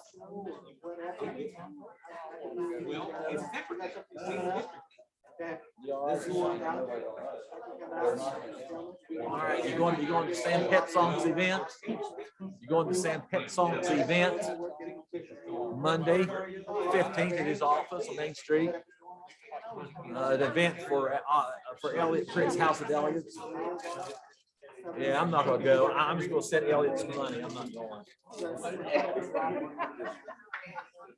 Head to my house at $2,000. I'm not. I'll give him some more, but I'm not going to the event. I already have my event.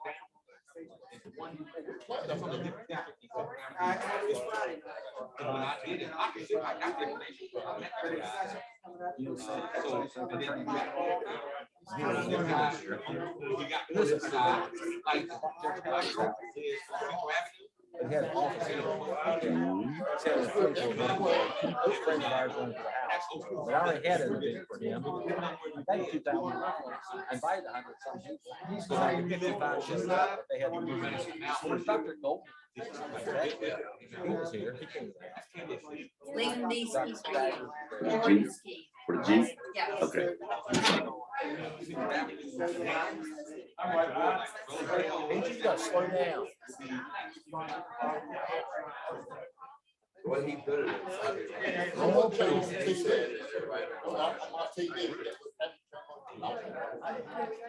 Yeah, I'm not. I already told Elliot I wouldn't be there. I already told Elliot I wouldn't be there. I told him I'd get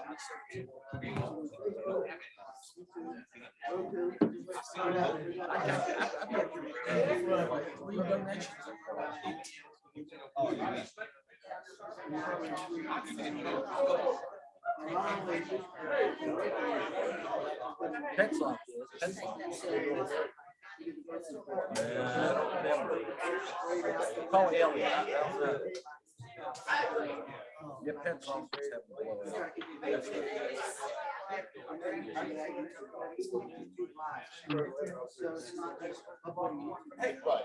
I don't do so much stuff as you do. No thanks. Yes, they did.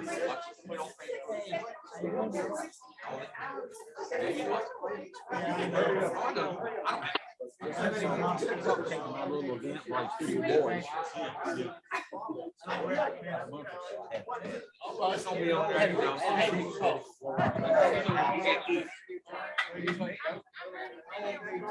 That's if you get 13. I'll be over here. Two of y'all together, 13. John Dude, I remember him.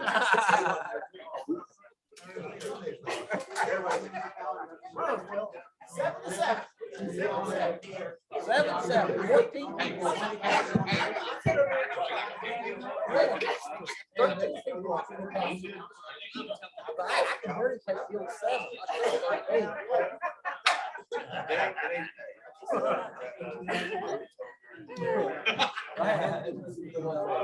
You already know. See ya.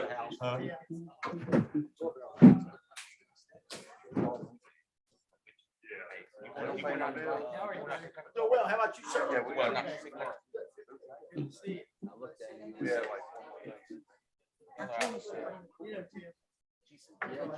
Look it up, man. Room for one more. Come on in. Text me. He milled around. Talk to her, text me. But I never knew how he could do it. He showed up. It was kind of cold. Hey, I need a sound named after me. I'm going to cry. I said, I know you're fighting. Oh, I did. I said, well, I knew. Yeah, came in and stayed. Milled around talking.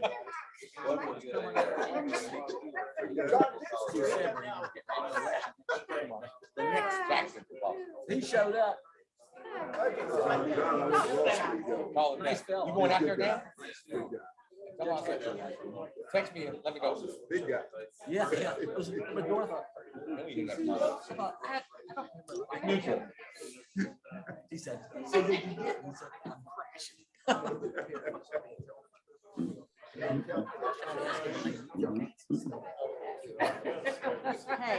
Hey, don't, you can't.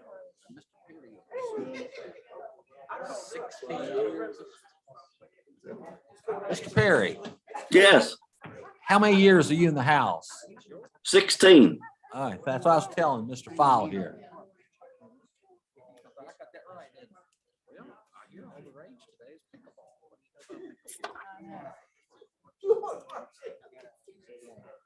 I have no idea what it is.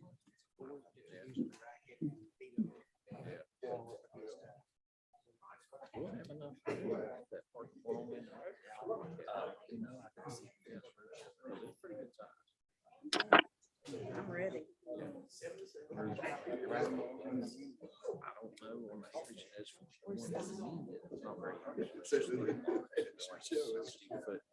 Diane? Did you go to? Yeah, I got on it, yeah. I took the stuff down there.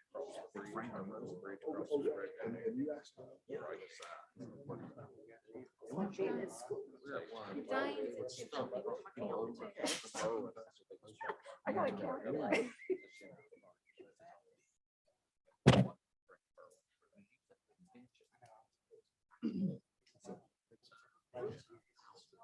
That's what I heard from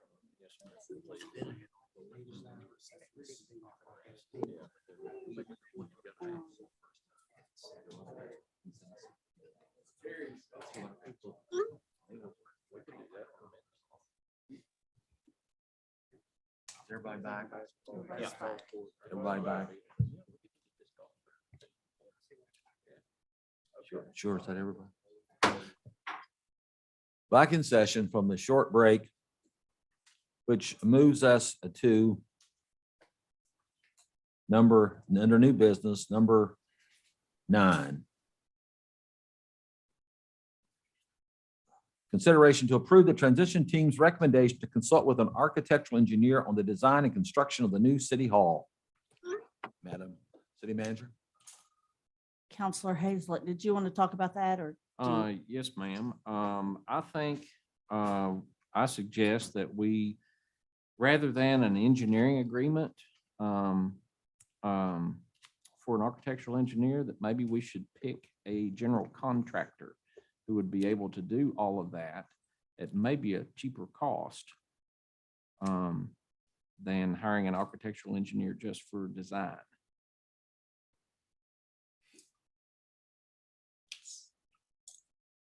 You kind of lost me there. Can you say that again?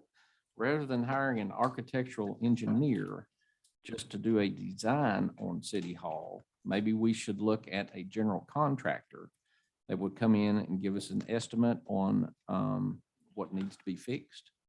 And as far as we were talking about having someone in come and do a floor plan design, maybe we should be able to contact FIT and have their engineering class that could do that for us as a project.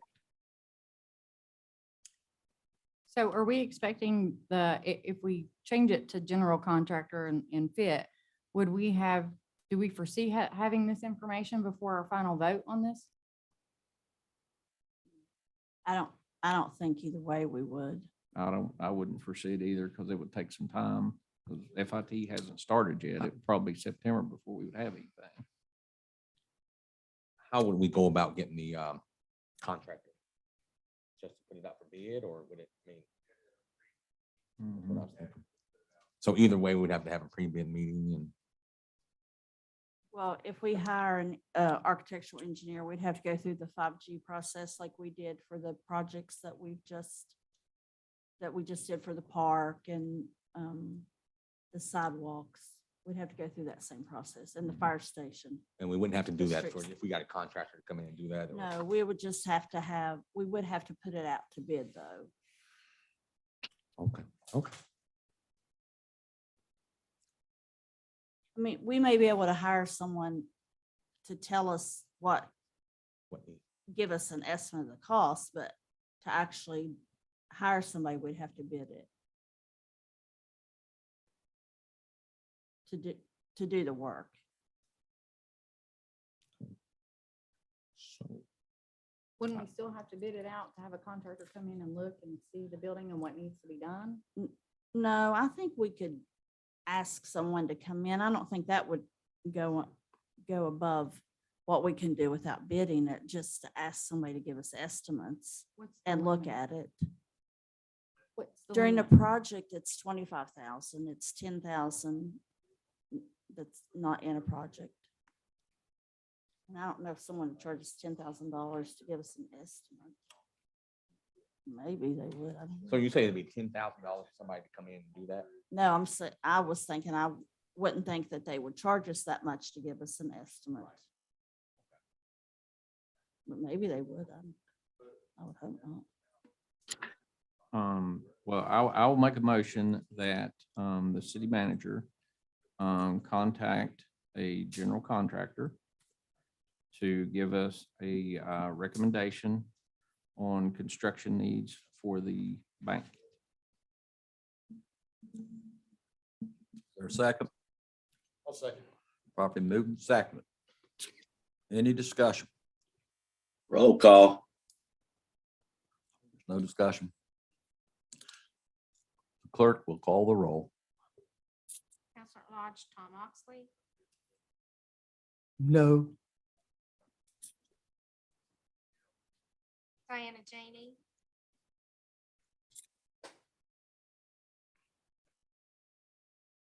I'm rereading my sentence here. No. David Perry, Yes. Krista Hodges. No. Steve Hazlett, Yes. Charles Smallwood, Yes. Benitez Jackson. Yes. The motion is agreed to, 4-3. Let me count that. Well, unless the clerk has a different number.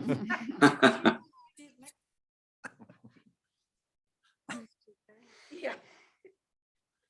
Number 10, consideration to incorporate their property in the Plateau District described as surface of 208/1000 acres on waters of Meadowfork, map 30A, parcel 1, into the boundary of the city of Oak Hill. First reading. We received this request for annexation from Treetop Property Development to annex one parcel. They own 3 parcels here, but they want to annex the one in green. I called Mr. Conrad, their attorney, to see what their plan was for this, why they only wanted to annex one parcel. And he said it was to put a billboard there. In his letter, he indicates that it adjoins a light industrial zone, but all this area around is either RR or R2.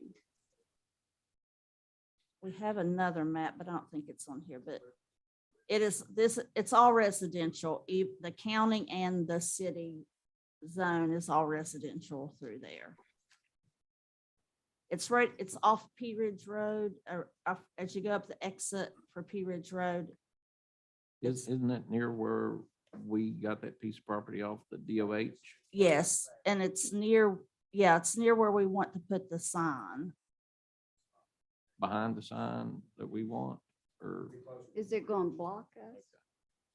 No, our sign will be first, right? I mean, Okay. if you're coming. if- Mm.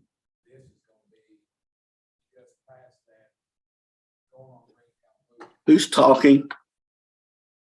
Day. Okay, I couldn't hear him. They did not ask for us to change zones. So it comes in from the county, how it's zoned now. It would need to be industrial for a billboard. So that- Demita, our sign is right past the double wide, correct, on the right? Yes, And this sign is up when you start up the ramp at yes, Pea Ridge, correct? yes. So there's quite a distance between the two. And it's not necessarily in the residential area. And the size probably couldn't be used for any residential construction at all, could it? No, Will the city receive B&O tax from it? we should. In With order that to brought be up able to a- Place it in a residential zone.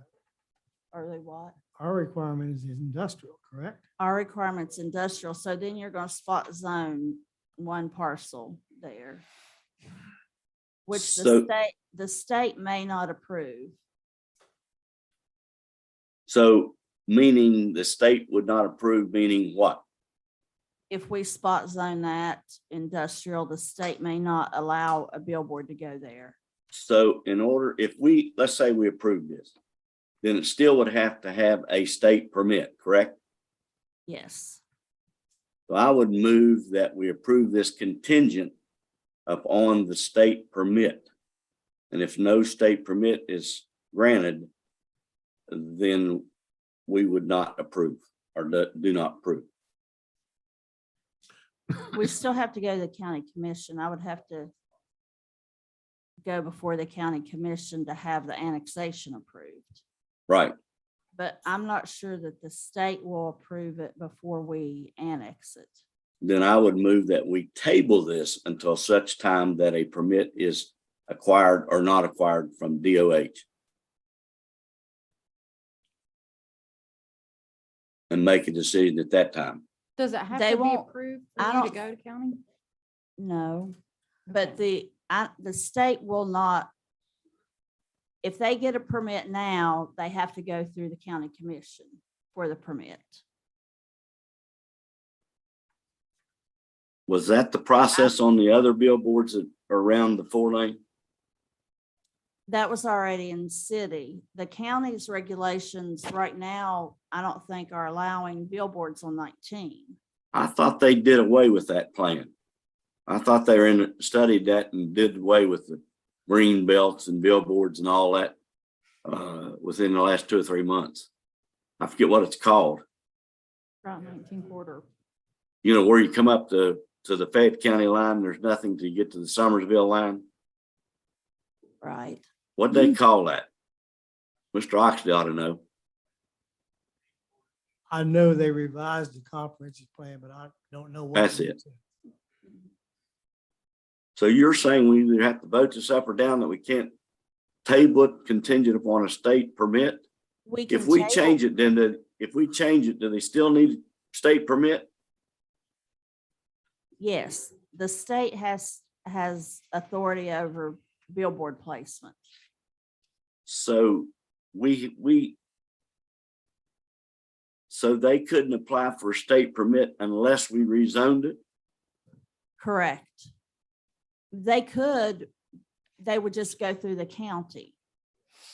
And they said they would rather deal with us than with the Okay. county. I'd go along with Mr. Perry's motion to table and advise Mr. Conrad of the conundrum we're placed in. They need to be aware of what they're going to have to do if and when it would come into the city limits. So I did talk with him about that at the somewhat about that, but yes. And I sent him an email today to ask him to come to the meeting. Or if anyone was going to come. Okay. Anything else? Lee? No, that's all I have on it. Tom, would you like for me to amend that motion to also include until such time that someone appears? I'd be in agreement with that, yes. So I will amend my motion to include that an appearance by the attorney and or the requestee appear prior to. And I'll second your addition. This is a motion to table until such time as someone who's concerned, who's connected to this project appears. You've got an amendment, Mayor, again, that you'd vote first, then you'd vote the motion. Yeah, I've got to quit doing these. You got to put all these in one big motion. Hey, we attended the Municipal League and they taught us how to do this. David, I don't think yours had been seconded. If it had. Oh, okay. All right, I'm sorry. Then we I'll don't need- restate my motion then. Make it simple for the mayor. Yes, thank you. Okay, I move that this be tabled until such time that the attorney for the person appear and or the person appear for additional information and questions.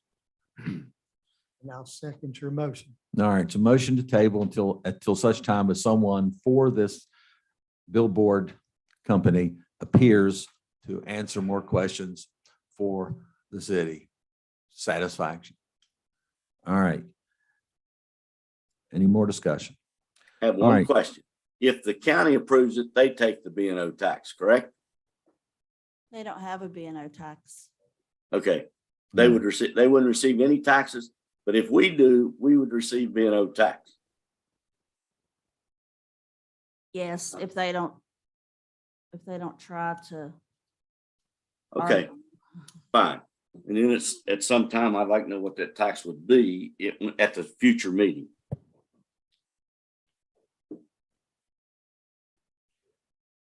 All right. Thank you. All right. We'll vote to motion. All those in favor, signify by saying aye. Aye. Aye. Those opposed, no. The motion is agreed to. It is tabled on the first reading. Moves us number 11, John Pino easement update. Madam Manager. I have an email that Bill Hannibal sent concerning the last time he spoke with him. I think Mr. Perry may have an update. Yes, I do. More current than this. I talked to John Pino yesterday. And Mr. Pino said he was in agreement so long as the easement agreement stated that the dredging would be no wider than 6 foot. Let me find it here. Just a minute. Thank you for your indulgence. That the present channel would be maintained and not straightened as was put on the request that Bill sent, and that the property would be hydro sprayed, and that the depth be no deeper than what goes under the road at Oler Avenue. And he said he'd be in agreement with that. And that was Sunday. I talked with him in preparation for this council meeting. And I had shared that with the city manager earlier today by text. So that's just kind of an update. You know, I would just request that the city manager proceed with drafting an easement through the attorney, which clarifies those items that John was concerned with.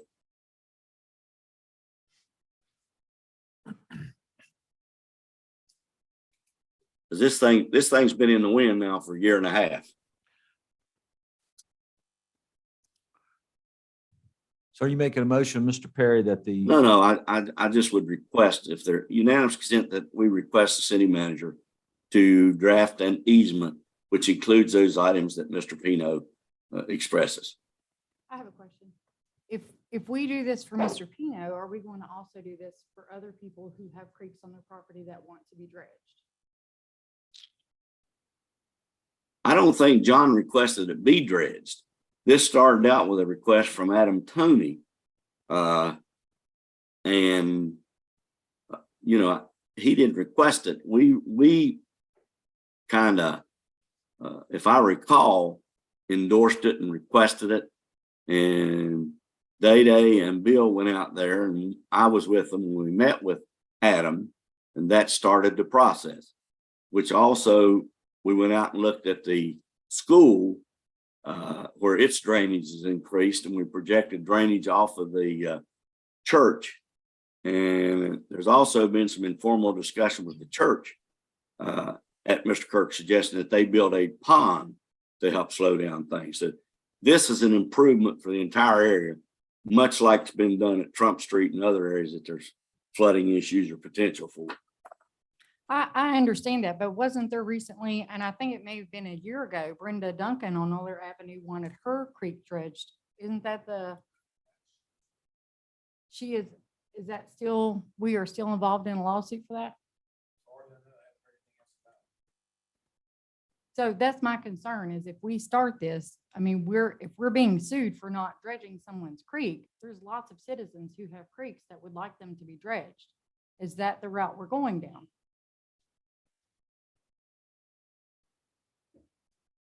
Mr. Powell, can you respond to that? I mean, you got the potential for liability on Trump and any place else. Well, if you dredge somebody's creek, then others will have the right to ask. I think it'll be this body's decision each time. There'll need to be a reason for it. And it's my understanding that we're about to undertake we've undertaken some already, and we're about to undertake the same type of thing coming out of Hidden Valley,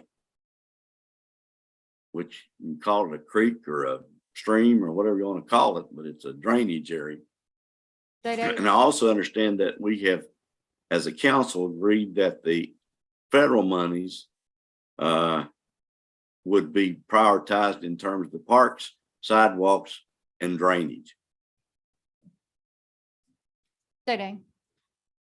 Could you speak to that? Are we already dredging other creeks? No, we are not. Okay. We're not doing anything out of Hidden Valley with pipe, We done that 2 years ago. and we're not getting ready to do all the way down onto East Martin. We're replacing culvert pipes. It's Right. We're not dredging, we're not dipping, we're replacing pipes.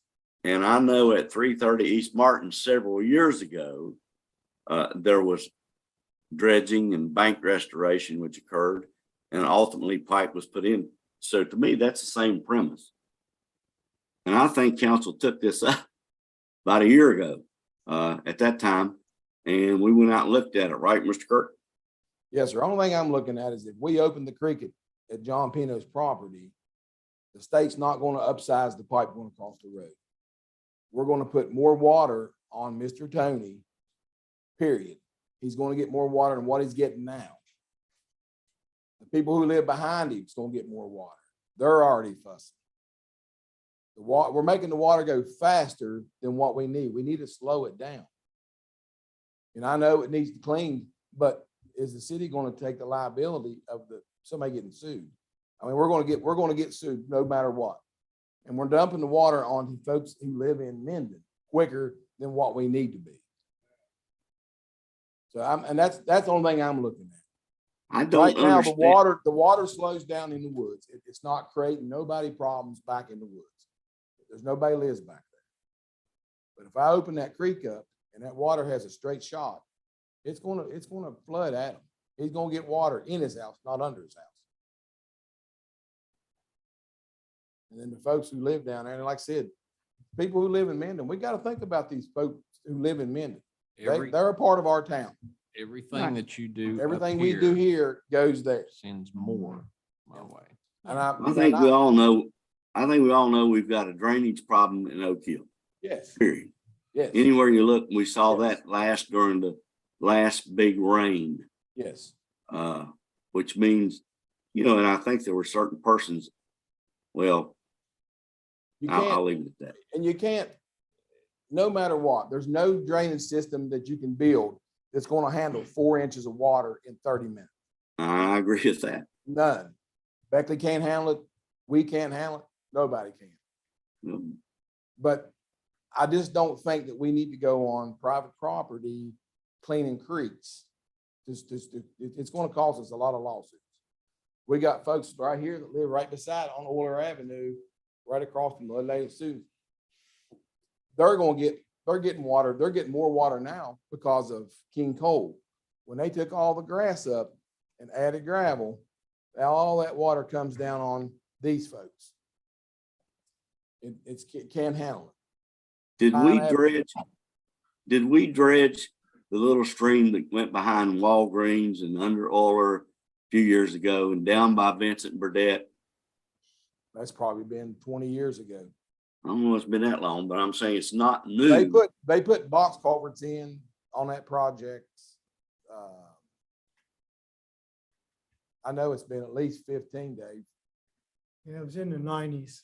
Yeah. I'm just saying this is nothing new, that this kind of service or this to the public has been done before. Sure. And like I said, it's good to help out, but we gotta be able to get rid of the water below us before we can get rid of and add more water to it. We gotta be able to get it under Main Street. We gotta get it through Mendon without flooding people. Would we even be able to get permission to go in that creek? Well, you gotta go through the DNR. You gotta get permission from the DNR. The West Virginia DNR, they come in and research it and look for whatever little creatures is in the creek before you mess it up. I mean, I don't know what's changed over a year and a half when we suggested this and proposed it and looked at it and so forth. I don't think we'd agreed to anything. Well, you know, I'm for helping our constituency, our public, regardless of what it is. And it's not the first, it's I'll not the do first whatever time. you all tell me. We'll do whatever you It's all. not the first time that we've gone on private property, and it probably won't be the last. And I'm not adamant either way. It makes no difference to me. I just know it's been pending for a year and a half. It's involved people to look at. Our former city manager had negotiated and talked with Mr. Pino and had proposed an easement at one point.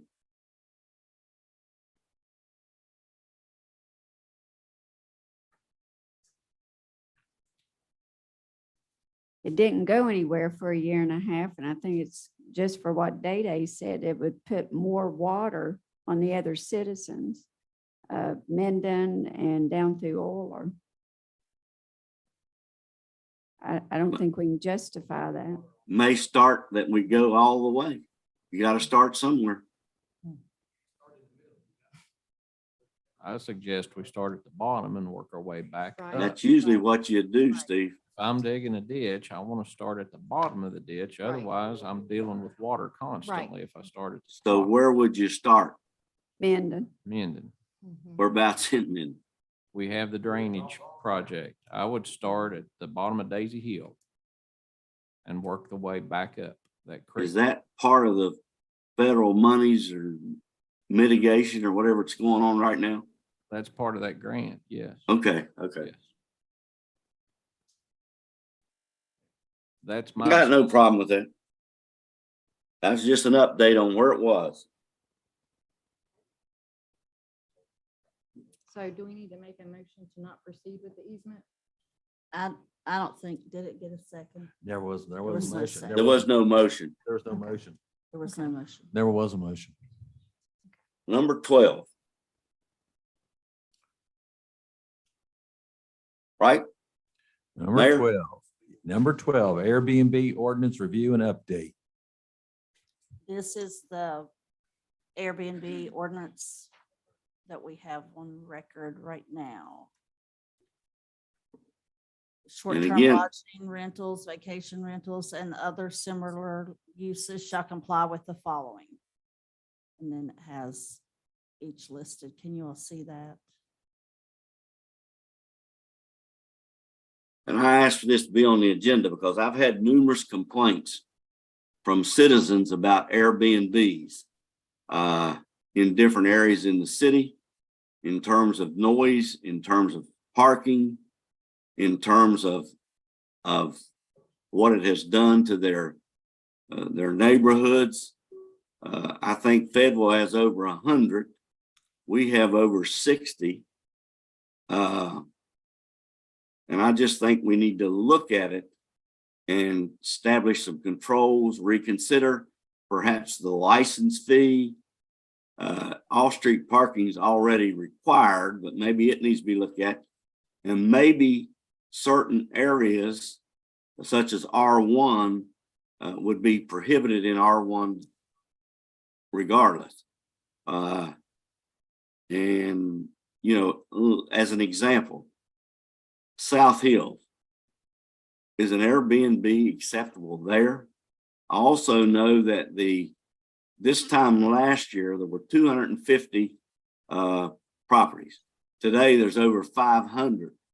And the hotel motel or profits or income has dropped by 15%. Now, one can say our rental property is not in the same condition as our our Airbnbs are controlled. It also does this. We all know, I think we should know, that the availability of housing to people is a shortage. We also know that Airbnbs have inflated the market. When you inflate the market for the price, then you up the taxes of the other residents in those areas because of the price of the property. Again, former Mayor Larrick's is an Airbnb. Mayor, I think you have one. The Holidays is now an Airbnb. Yes. You know, and I just like to see, and again, I'm not suggesting anything tonight. Let's look at it. Let's discuss it. I don't know what the appropriate board is, but see if they would, and Steve Moss on it, if they would have some input, perhaps some noise sensors. You know, I've had complaints about noise. I've had complaints about parking. I've had complaints about what it's done to the neighborhoods. And I'll use South Hill as an example. That would be R1, maybe restricted from R1. And I don't know what else is R1 in Oak Hill. But I think we need to protect our present property owners and make properties available. So that's just a Perry opinion for the evening, another one. I got a quick question about that, Mr. Perry. So Yes. I know you said, I don't know if you were just saying R1 like South Hills. What makes South Hills, like, why would you want to protect them over other neighborhoods? Like, I wouldn't want to do that. I was just using that as an example.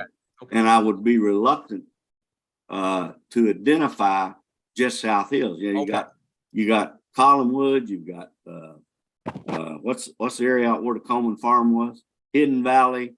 You got others, and I don't know how they're zoned, Councilman Jackson.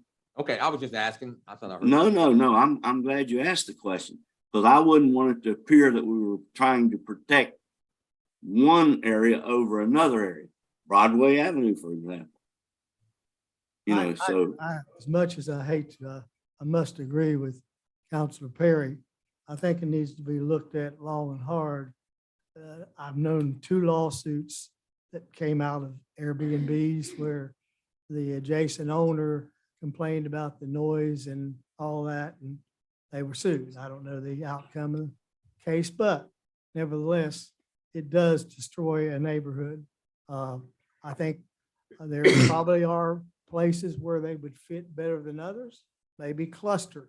I don't know, but certainly you put $300,000 or $400,000 in a home and you expect some semblance of a neighborhood and not a party every weekend and loud noise and drunken brawls. So I agree. I think it needs to be looked at hard. I've also talked to people who rent properties, and they have indicated, you know, they wouldn't have any objection to us looking at and tightening up the ordinances to Airbnbs. And as I said, part of that suggests me to increase the license fee as part of our discussion. Tamita, do we have an online way for people who have issues with Airbnb specifically, so we know which ones are getting permits and saying they have enough parking when in fact they don't, or they're bringing more in? It would be nice to have the data for us to look at and say, well, this particular area is definitely not following the rules. Do we have a way for people to report issues with Airbnbs? I think that at this point, with as many as we have, maybe that's something that we should make available to people so we know who to go talk to when We have issues the arise. citizen problem reporter, but Chief, have you been getting any, I mean, do you know if you've been getting calls at those properties? They're not spelled out in our system. Airbnb is not a field of reporting in our reporting system. I think it would take quite a bit to do that in our system. Now, as far as the city. I can't hear the chief. I'm sorry, I can't hear him. Could he step to the mic? Sorry, Mr. Perry. I was telling them, we don't have that ability to distinguish between a rental or a residence or an Airbnb in our reporting system. Now, maybe the city website, you'd probably have to, I don't know, if you want to create something on it where people could report. Well, because these permits are conditional use permits. they're through the BZA, correct? So if Some of there's them are, not, some of them are if they're in residential, yes. okay. If they're in commercial business zones, they're not. They're not. But then if we're giving people an avenue to complain and we can prove they're not meeting the conditions, we can revoke their permit to do so, right? Correct. Okay. Well, I think 2 have been denied. The other part of that discussion, again, I'm just saying, is that the property owners are supposed to be notified. And I'd also suggest that they be notified by certified mail. And I don't know whether that's been occurring or not occurring, but again, I'm just saying, I'd like to see us look at it. The horse is out of the stall and it's going to become more problematic as more and more our Airbnbs come online, so to speak. So I'm just suggesting we look at it, take the recommendation of whatever committee Steve Moss is on. They've been asked to make a recommendation. They hadn't met yet, or I asked them to. So I'm just saying, let's look at it. Let's discuss it. Okay. There are problems with it. Everybody always suggests online. We forget everyone doesn't do things online. We're councilmen and I got calls on it. Like many times, I think the mayor said, I got 16 calls. We are the representatives of the people. We're their contact people. Online's a great idea, Krista, but anyway, that's just a suggestion. I won't belabor any more time on it. Thank you, Mr. Oxley, for your support. Madam City Manager, it says that you showed a list of requirements for Airbnb, and it said there's provide 2 parking spots for It's one. one per person It's one space per guest room. per guest room. And so it doesn't say it has to be off-street parking, does it? No, it does not have to be off-street. See, when I came to a zoning board meeting, there were people waiting to bring up their Airbnb proposals, and I heard them say to those people, the zoning board said, and you have to have, of course, you have off-street parking, and they want to say, yes, we have their off-street parking. So then I go up to City Hall and I ask about that in particular, and they said, no, it's not required that they have off-street based on what you just read. Right. So I don't Parking know. must be paved and drained as approved by the city manager and at a ratio of 1 space per guest room. Doesn't say off the street though, does it? Just No, says it does parking not. somewhere. So I don't know what the answer is to that. Zoning is saying you have to have off street, and this says you don't have to have off street. So if we look at the ordinance or look at the code, take the suggestions, formulate something that may bring about additional requirements and or changes in the code. I don't understand why we wouldn't want to do that. I can review it and speak with Steve Moss and that board. And as well, if we had some people can go online, some had a hard copy to look at. To have a discussion on it, Lamita. Okay. I just have an example from my street. So some years ago, we had a young man who bought the house across from me, and he started partying at 4 o'clock in the afternoon, and it went to 7 or 8 the next day, 7 days a week.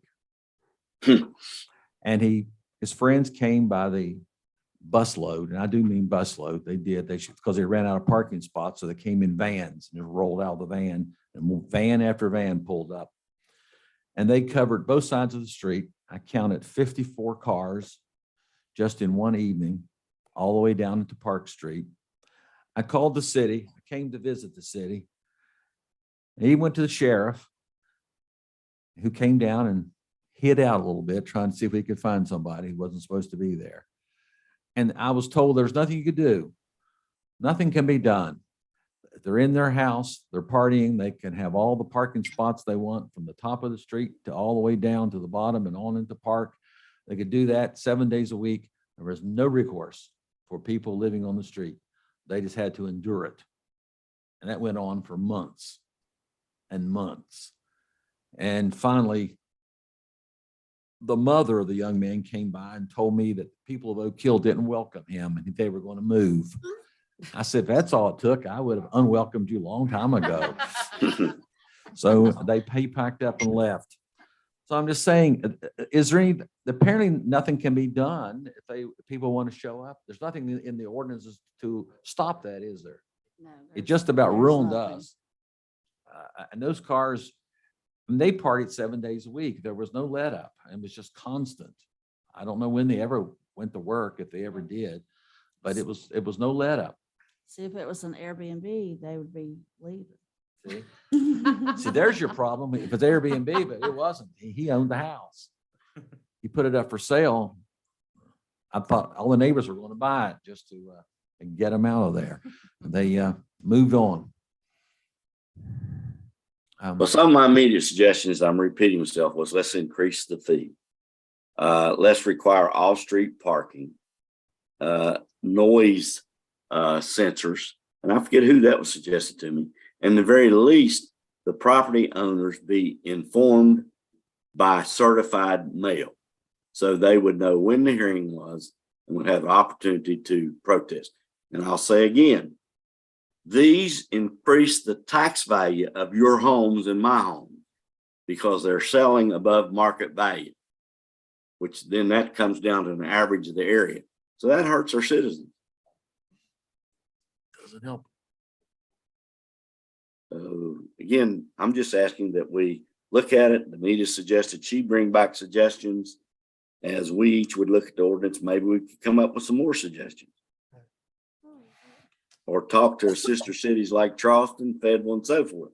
But it's out of control. I think both cities think that.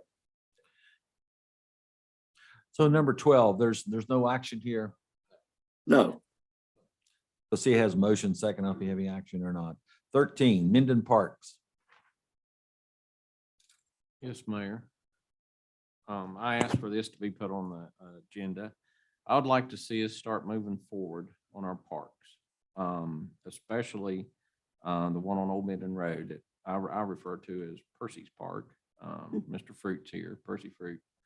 A large portion of that is owned by Berwin Land Company. And there's 3 pieces of property near the bottom of that that's owned by Ace. And I would like to suggest that we send a letter to Berwin and ask about the purchase and or gift of that property for the park, as well as Ace. That a motion, Steve? Yes. that I'll is a motion. second your motion. Calm down, fellas. Properly moved and seconded. Sorry. Any- Can I ask a question? Yes. I mean, I'm for it and everything, but with all the problems with the PCB and all that, where does that put the parks and our liability?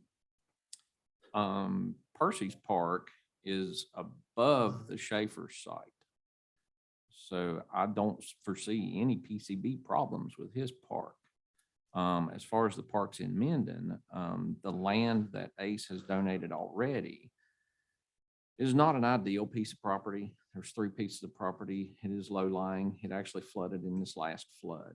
And I am going to talk to Ace probably in the next week or two, myself and Mr. Perry, because he's good friends with the owners of Ace, about some more property that's near the community center.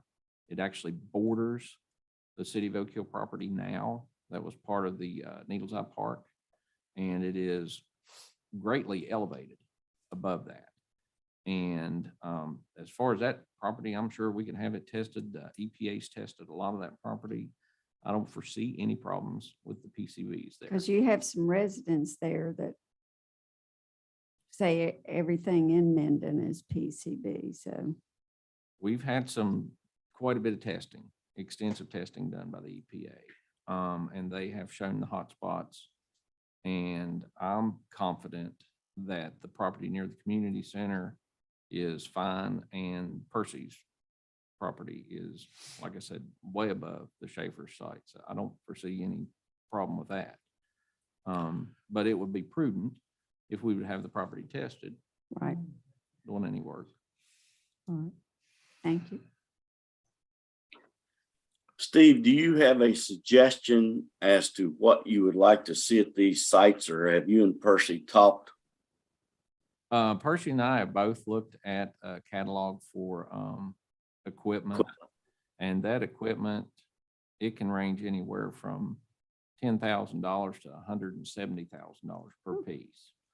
I like the way the Harlem Heights Park is set up. You have a small jungle gym type of equipment with a slide and a set of swings.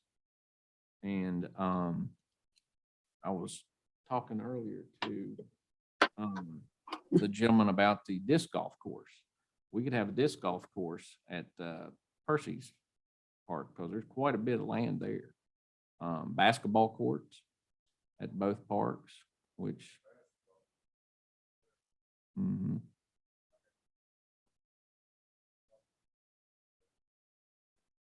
we could update the backboards and the nets, and I think it's a good spot for the kids, and it'll be well utilized. If I remember correctly, not this budget, but the budget before, Demita, we put money in for the Minden Park, correct? I'm not sure. I'd have to look. I think it's been about last Yes. year before last. We actually Yes. included some money in the budget. I think it was Right. $10,000. Yeah, I think it's $10,000. It's true. Yeah. Steve, have you worked? So part of the issue is that in order for us to invest money on Percy's, it would have, the properties would have to be owned by the city, correct? Yes, Same thing with the Ace properties. yes.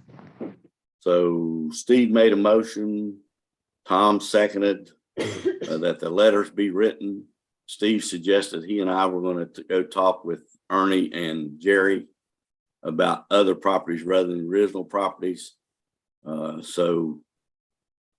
He's also made a suggestion that the park be facilitated like the Harlem Heights Park, which could give us some cost estimate. So I hope we proceed with that. Not to give you another something to do there, Minden City Manager, but it's been there again. That's been pending for a year and a half or longer. Pardon? I will do it. Thank you. All right, it's been a motion and a second. Any more discussion regarding the Minden Parks and the letters to be sent by the city manager and the visit by Mr. Perry? And Mr. Hazlett. Mr. Hazlett. Any more discussion? Hearing none, we vote the motion. All those in favor signify by saying aye. Aye. Those opposed, no. The motion is agreed to, which moves us to number 14, the Spirit of Oak Hill Award Committee Progress Review, and that is with Councilwoman Hodges. Well, I printed out our application that I laid in front of all of you. For you to just look over, make sure there are no typos. The city logo would actually be in color. And that's really all I have, Mayor, unless you guys have met otherwise. This can be put on the Oak Hill website. Mhm. And I think we need to do some publicity on it, a story with Steve Keenan or Cheryl Keenan or someone from the Tribune and Beckley papers. You can do that. Sure, I can. Okay. So there we go. We have Councilwoman Hodges gonna do some publicity on that. And where is Erin? She's over there. And maybe she can put out some information as well. And we can get this out to the public so they can start filling it out. I think the deadline, what's the deadline? I forgot. September something for October, wasn't it? I think it was October. I have my notebook at home. All right. Aaron, you'll check with Councilwoman Hodges as to the date that they have to have turned in. Thank you very much. So we can present the first two in October and the next two will be in April. Okay, thank you very much for doing that. I appreciate it. Which now Moves us down to committee department reports. Who's here to speak for the Beautification Committee? Oh, Mr. Willis. Mr. Willis, okay.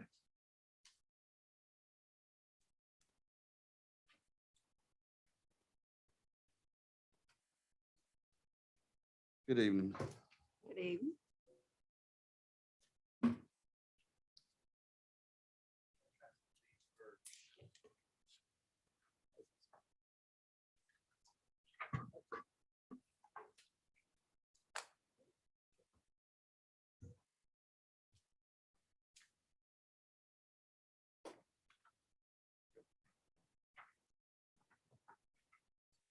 Thank you.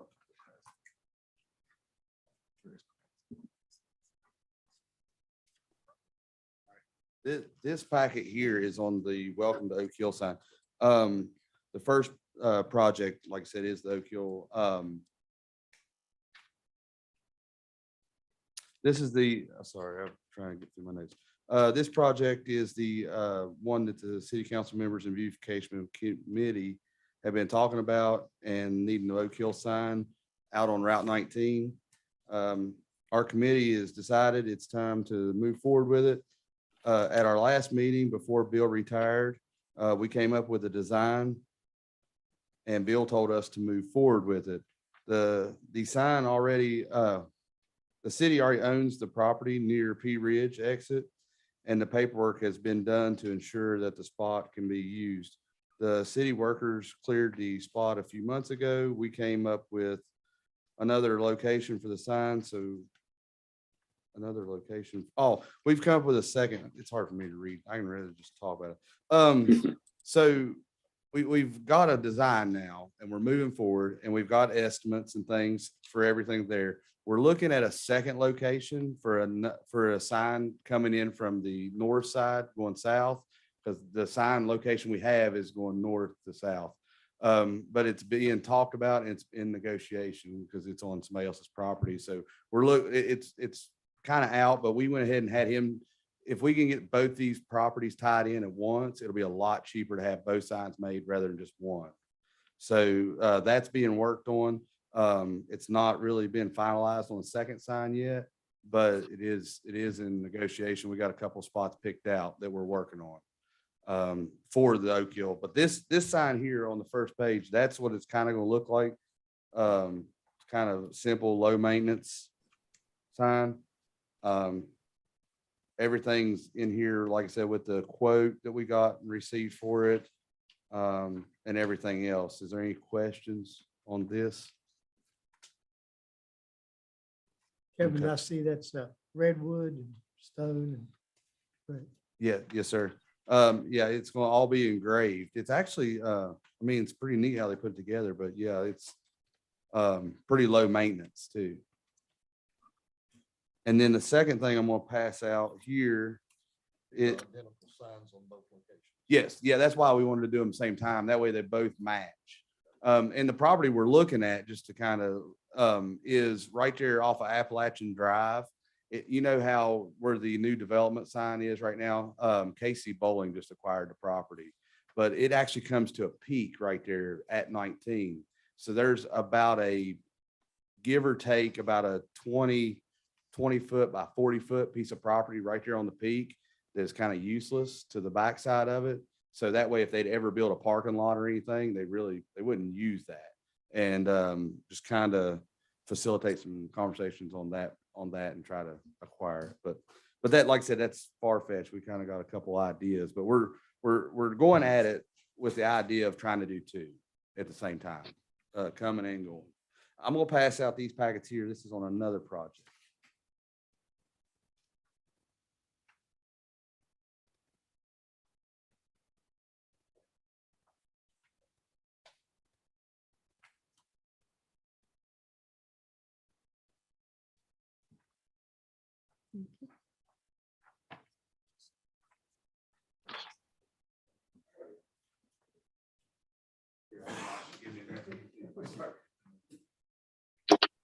Okay, so this one here, this one's kind of, this is gonna be at the city park, in the municipal parking lot to kind of just dress it up and put put a little bit of flavor in there, I guess you call it. But the tree on the bottom, I'm gonna read her notes because she's, the tree on the bottom is the one to really pay attention to because it's not gonna have the fence like the top one. This is still being drawn, but it's gonna set in a planter, so it'll be elevated to where it can't be hit by a car or anything like that.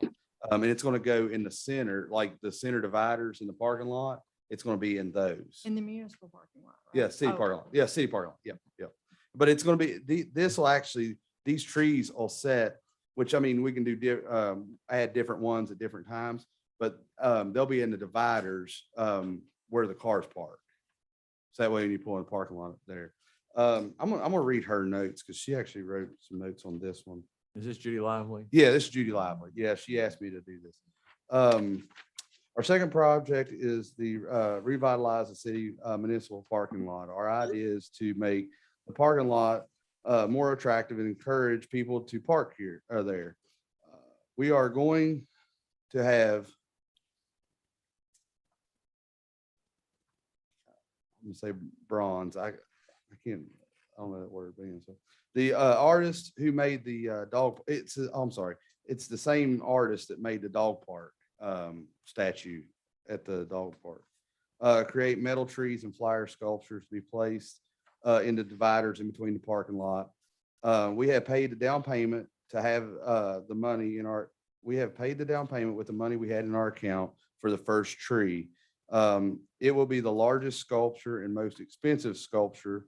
The quote is for $9,000. The project will take time, will take a little bit of time to complete as well. We do not have the money for the whole project yet, so it'll, as we get it. We would have to do one sculpture per year unless council would give us more money to fund more sculptures for the project. The sculptures will be placed in concrete planters tall enough so that cars won't hit them and elevate them off the parking lot. The metal sculptures,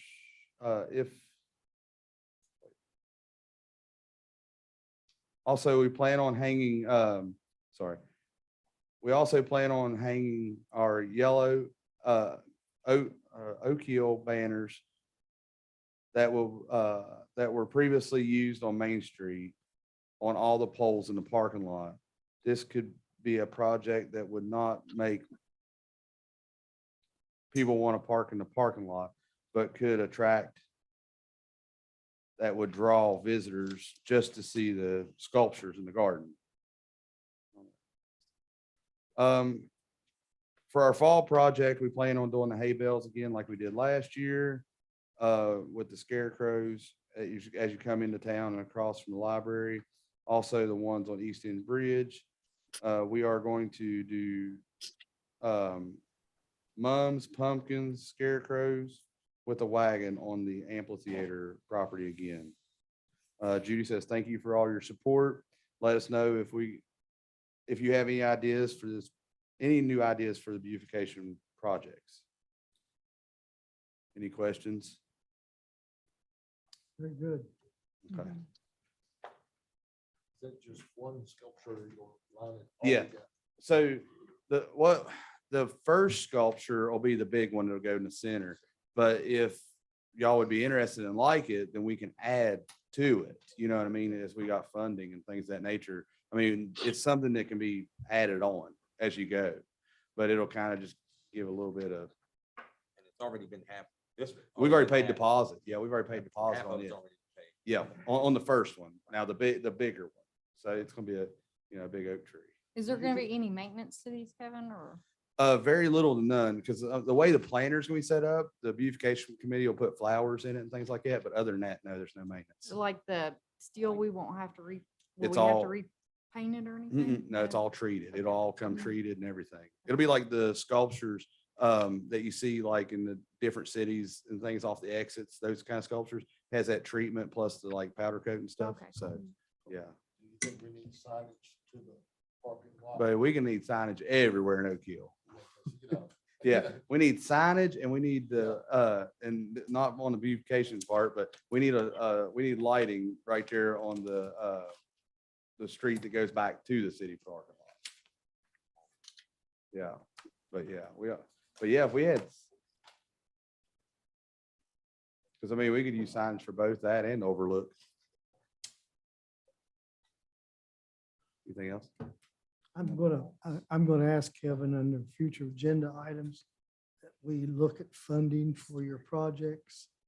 Because believe me, before you ever arrived on the scene, some of these had been asked. to do. Yeah. Now they're happening. I don't want to see them stop, so.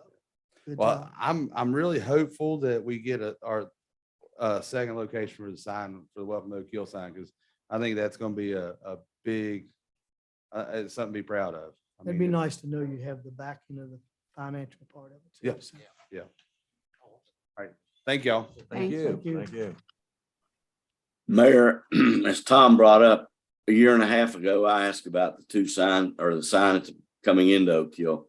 If there was money available, and I was told that there was money available to the Beautification Committee for the one sign. So it's a great idea what you suggested. I think that didn't the council set aside $7,500 a year or two ago for signs or for a sign? I think you may be right, Mayor. Yes, in the budget. Are you aware that there's, yeah, the council approved $7,500 a year or 2 years ago for signage.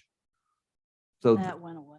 that went away. It goes away. If it doesn't get spent that year, it goes away. But beautification has $9,000 in their budget that we. There you go. Here. It's too bad they didn't get the 7,500 too. We can look at it. You know, I thought I remembered that. I didn't think I dreamed it. There were $7,500 a year or two ago. All right. Tom's proposal is a good idea that they bring a total figure forward Yeah, so we could work towards it. The police chief has given you his report. Are there any questions based on that report for Chief Wisman? Mayor, I would only give kudos to the chief, and I've shared this with him, and I shared it last meeting. Compliment him on the initiative of moving ahead with the walking trail. Also, Councilman Smallwood and I discussed it with him the other day. It seems like there's many more or much more patrols being conducted in other areas with movement with the cars. It just seems like there's more profile, and I compliment the chief on that. Any other comments for Chief? I'll add to that. I've seen the cops, they're walking through town a lot more than I've seen, maybe because I'm up there, but I mean, I don't know if they've done that in the past, but I see them walking through there. And then I don't know what one of your cops, I forgot his name, but my dog got loose last couple weeks ago and he found him on 19 for me. Yeah, and he kept him. I forgot the guy's name. Guys let the fireworks off, the dog took off and it was on 19. Yeah. He's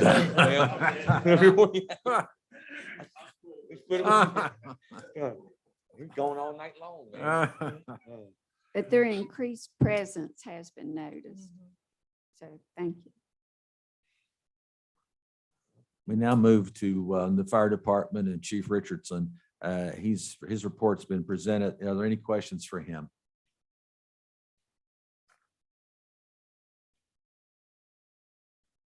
All right, we now move to the Economic Development Coordinator, Ms. Reed. Her report, any comments on it, questions? Karen, I can have a question. Do you have a copy of the press release you sent out? Can you send it to me and who you sent, what newspapers you sent? Cannot hear. I always do WOAY, Registered Herald, WVVA, WVNS,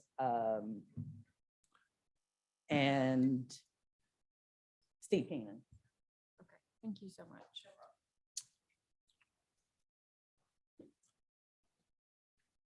I have a question, well, actually several.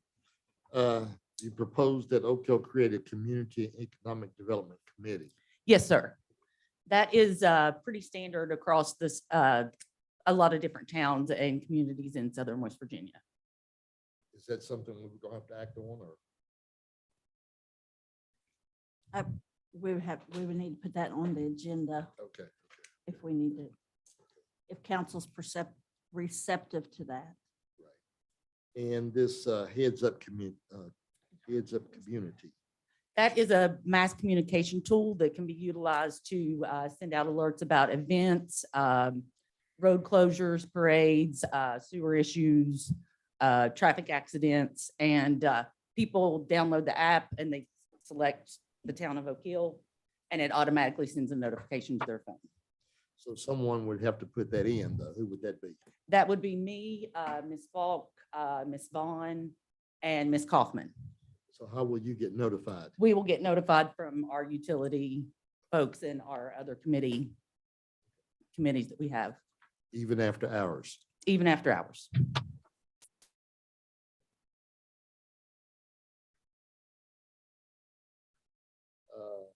The Chick-fil-A food truck. They were here Friday.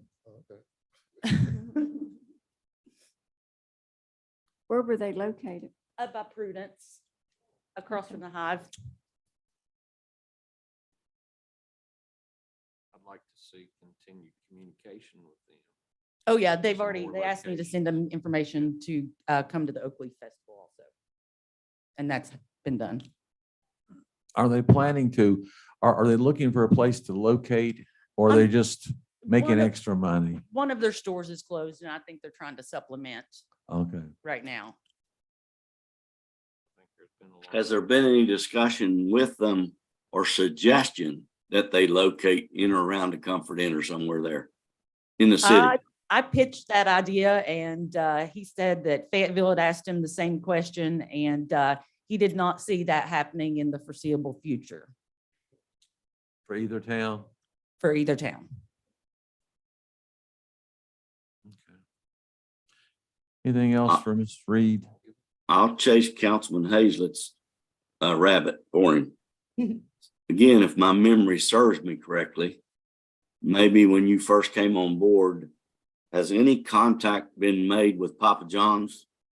I have located their parent company that is in, runs the one in Beckley, but the only email address I can find is a general info email address. I did email that, but I haven't got a response back. I did, Okay. however, get a response back from that last item on my report from the Mass General Store. And they said that they would contact me if they had any further questions about the Bessie's building. Have you made any contact with the owner of the Beckley, Papa John's? No, it's owned by a conglomerate corporation called DP something out of Kentucky. I'm waiting to see the new promotional video. Not according to this. Pardon? The new promotional video. Oh, You said that, there was more to come. oh, yeah, I didn't key that up with Demita. I'm sorry. Okay, I all right. can email those to you guys though. I do apologize for that. I forgot that I'd said that I would show you guys those 30-second videos.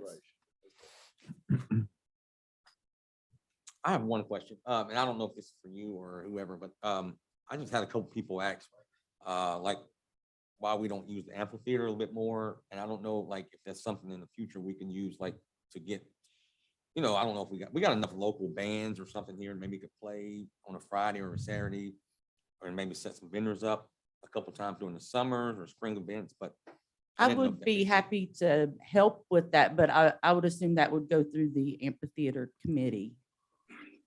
Are you on that committee? No, sir. Oh. Okay, so maybe we need to talk. Okay. All right. Charles and I are on that. Oh, I'm behind. My fault. Scratch that. No problem. Yeah, I'm always. Anything else for Ms. Reed? All right, we'll move to code enforcement. Someone here to speak to that? No. All right. Okay, he's not here. The city manager. City manager's report is given. Any questions for her?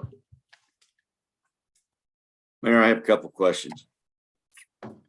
What is the status of the Broadway property that we talked about last council meeting?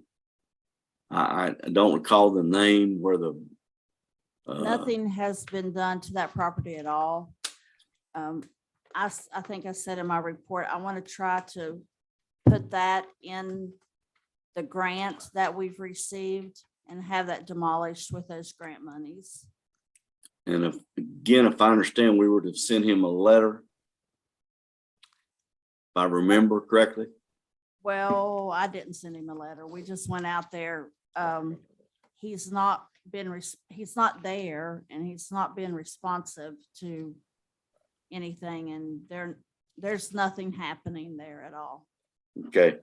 So I wanted to start that. We don't think that grant date will start till October 1st. So I wanted to wait till closer to that time so that the grant would pay for everything that we do. Such as raising them. Yes. So, okay. The park meeting is when with Thrasher? Do we have a date on that yet? No, we don't have a date. I've appointed the committee and I need to get email addresses to the consultant. And then we're going to set up a meeting. Okay, I also, again, I think asked that he meet with yourself, Mr. Smallwood, and myself, and Mr. Kirk was part of that initial meeting that he hadn't held, a second meeting he was supposed to have held. I thought we were meeting with the committee as a whole after I appointed them.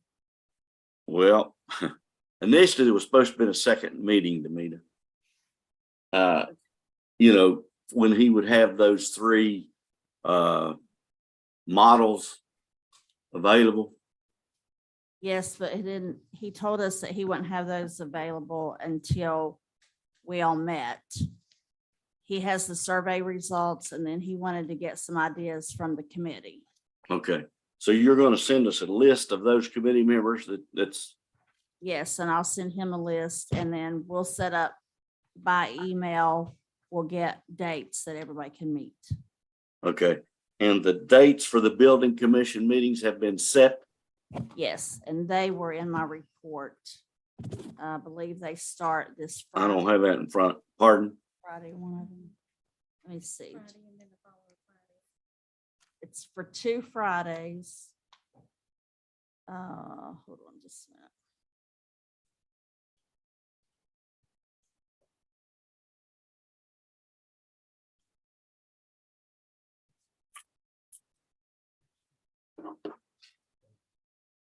You can text those to me later. That report's a long time.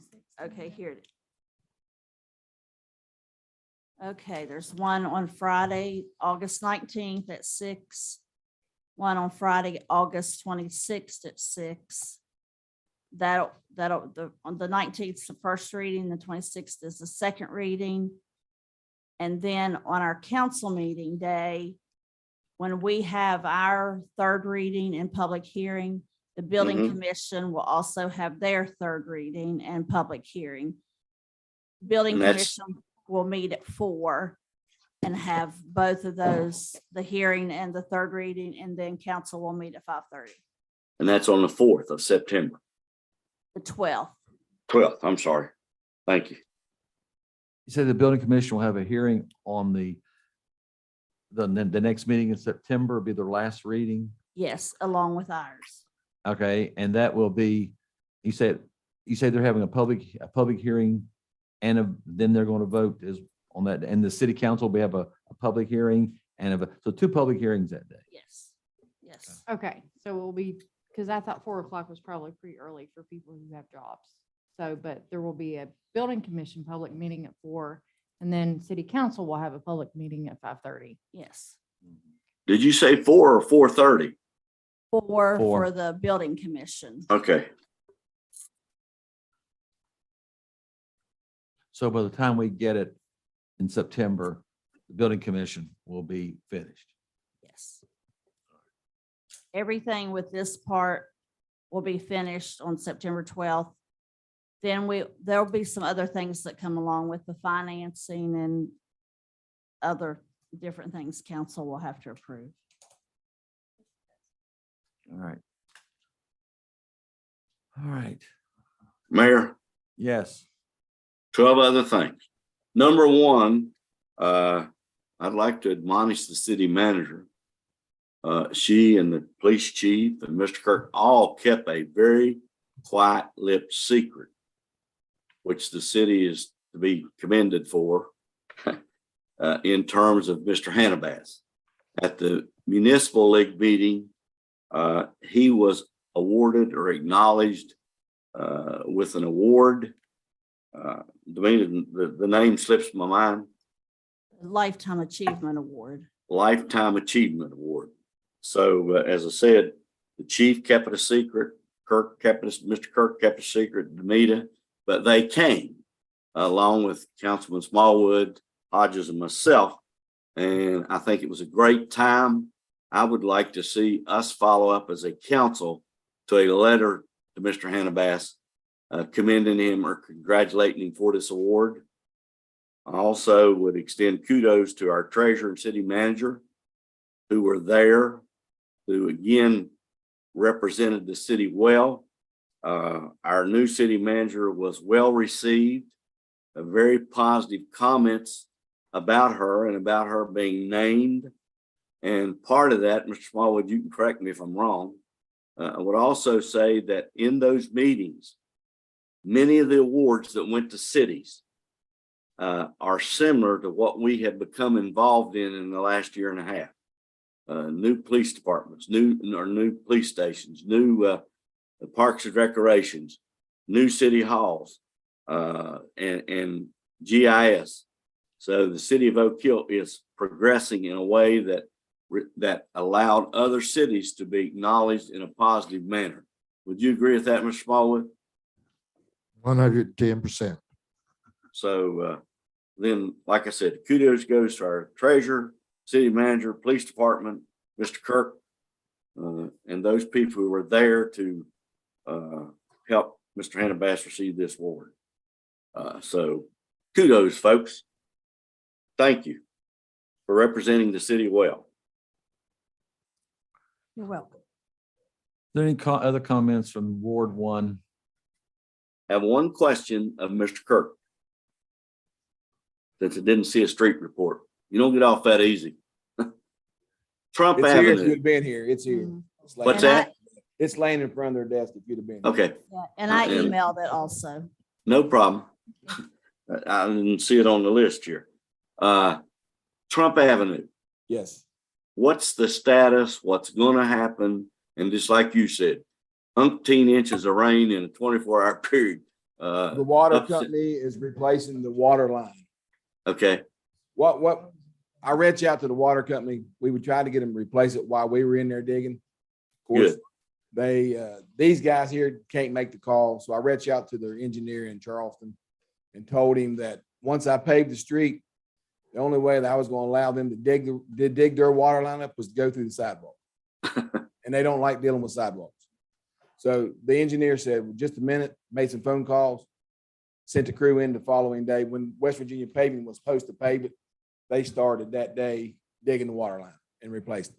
Great. They're So gonna be done they're not gonna be done till September, 1st of September. Ooh. Almost got the pipeline laid. Now let's go back and hook all the houses up on a new line. So everything will be done there. New sewer, new drain, new water. There shouldn't be nothing digging up, hopefully, ever again on that street. and the paving is slated then for late September. We'll get it Late done September, this. yes. So West Virginia Paving said as soon as we're ready for them, they would move in and pave the street. And the only other question I have is when the washout occurred, I had some calls about gravel, Yes, filtrating yards and so forth. we I'm cleaned sure- it up. Pardon? We went and cleaned it up. Okay. And I think you did well on that. The only other question I had. I'll be honest with you, I wasn't even here that week when the flood hit. I was off sick. That's all right. It was handled. Yeah, my guys stepped up and they done the job. Yes, they did. The only other thing, I think, a comment was made that West Virginia Water made the statement that the new drainage was put in was too low. Is there any merit to that or? You gotta go with the way the ground is. We set Okay. grade. They set grade. Mr. Pennell set the grade. It was laid in like it was supposed to. We got deeper as we got up closer, because we had to get deeper to get across Sanford Street. Okay, Because there's difference between when you cross Sanford into that yard and Trump Avenue, there's the elevations there. So you got to get down with the elevation, but it's flowing, the water's flowing. So okay. like I said, it wouldn't have mattered if we'd have had a 60-inch culvert on Trump Avenue with 4 inches of rain. It ain't gonna carry it. Absolutely. And none of that was criticism. I was just, Right. you Well, know, yeah. I've had people tell me that the city needs to quit doing anything. They need to hire a hydrologist. Oh, And a hydrologist tell you how much it's going to rain when the storm comes. for 150 years? Exactly. Exactly. That's my only question. I also would like to acknowledge that our city attorney is with us. And I think Councilman Jackson requested that. Bill, happy you're here. Thank you. Glad to be here. Mayor, that's all I have. Really? Okay. All right. Now, since you insisted, No, I'm since you going next. insisted, I've suggested 2 meetings every month. I know. I agree. No. I know you have. That's- Won't agree. Hey, I have something. All please. right. Um, Ward 1, Councilwoman Janey. Yes, sir. Thank you. Like this event that just took place this weekend, when we stepped outside a while ago for our 5-minute break. I mean, these are younger people, but they didn't know about it. And I know you do Facebook and all that kind of stuff, but we've talked about doing something up here to advertise what we have going on at the amphitheater. We've got to do something that people know what's going on in town. Because when you drive by, there's no indication. And if you already have a street blocked off, like the girls at the bank had no idea what was happening Saturday. They got rerouted, but didn't know why they were being rerouted. There's nothing to advertise. So I don't know what kind of signage we can put out front. I mean, we've talked about a billboard before, but I don't know what. Are you talking about a crawler or a sign similar to what the Methodist Church has? Yes. And they use that to note all their various events at the United Methodist Church. Yes, because that came from 2 young people that, Yeah, that's a good do idea. Facebook and everything, but they were unaware of that event Saturday. Well, that is a good idea. So I'd like for us Let's look at that. to look into that. Mhm. Anything else from 1? Me, I'm next. I would like to say, as on behalf of the destination and the Punishers, Saturday was amazing. Yes, we had people not show up, but I can't tell you how many people from out of state stopped and visited and thanked us and loved the music and just had a great time. So we've already started having follow-up meetings about advertising more, different types of advertising. We've had so many people since Saturday reach out to us that want to see this event be more successful, that's offered to do free PR for us. And just everybody's come up and given me different ideas for next year. So I believe this event is going to grow. Our officers were amazing. The street department guys were amazing. So I do appreciate all of you voting yes to allow us to have that event, because I thought it was great to see the younger part of our community come out and enjoy it. So that's all I have. Well, thank you for heading it up. Did you head the whole project up No, it was a partnership. So it was me and Harley. We did it together. together? Well, Yeah. both of you did a very nice job. Thank you very much. Now we go over to at large. Just to add on, I wasn't here to witness any of it, I missed it all, but I did hear much good things. And what I like about the Punishers also is what the proceeds from their Mhm. go to. So they're a good group and Mhm. hope it gets bigger and better every year. No, it got me, so it's going to. All right, Ward 2. The other 3 there. Yeah, I would, God. Ward 2. Mayor, I would like to give a big thank you to our city manager and our street department. When we had the flood a couple weeks ago, I made the call to Demita that we had roads washed out, debris here and there, and within minutes, Charlie Pennell called me. Said, I'm loading the excavator right now. I'll be there as soon as I can. And there he was. And he did, DOH was tied up down Kennard. Kennard got hit pretty hard. And the city was there quickly. They did a great job. Opening up drains, clearing out debris in the streets, and I appreciate it. Thank you very much. Mr. Jackson? Mr. Smallwood? I just did what everybody else said. All right. Yeah, really. Running out of time. Mayor comments, I have one. The James Ellis Historic Marker, as it's already been noted, is actually in the city's possession. I went out to the Harlem Heights Park with Councilman Smallwood 2 or 3 weeks ago to look at a place to put it. I think Mr. Smallwood's figured out where it should go. And the only thing that we're waiting for. We figured out. The only thing we're waiting for is trying to find someone who was related to James Ellis, an attorney in Oak Hill, and served, it was the second African-American to serve in the legislature, 3 terms. He's a second in West Virginia history, and he was from Oak Hill. He had his law, that's where he listed his law office, James Ellis. I'm trying to find someone who's related to him, a cousin, nephew, sister-in-law, anyone. He was killed out by Channel 4 walking across the highway there in 1957. A car hit him. And I think we've located a resident who knew Mr. Ellis, and I'm in contact with her. She knew him. She knew where his office was. She knows a great deal about him. I'm hoping that she can lead me to a relative and let that relative be there for the unveiling of the sign. Also, this resident who I'm trying to work with, I think she'd be a really good speaker at that event too, to say something about her contact or her knowing Mr. Ellis back when. So I'm really glad to find someone who really knew him personally. So that's what we're waiting for. We'll be talking to her again this week. I'm going to talk to her, and I'm going to see if we can track down a relative of Mr. Ellis's. And once that's done, we're ready to proceed with the ceremony out at the park at Harlem Heights for James Ellis, who served 3 terms in the House of Delegates from Fayette County, and only the second African-American in West Virginia history to be there, and the only African-American to serve more than 1 term from Fayette County. So I'm looking forward to that little historic event as soon as we can hopefully track down a relative to actually unveil it. If not, I'll tell you what, we'll go with this person who knew him quite well as to do the unveiling then, who was a friend of his.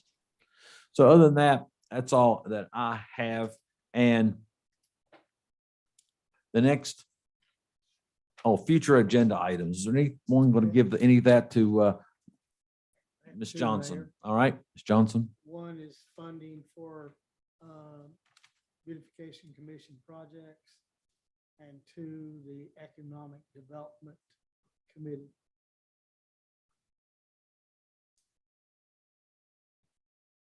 Could that be restated? I didn't hear it. Yeah, funding for future, the projects that the Beautification Commission has lined up, and a Economic Development Committee. Thank you. Just naming who's going to be on there. Anything? Go ahead. The Oakley Festival will be taking place over Labor Day weekend, so don't forget about that.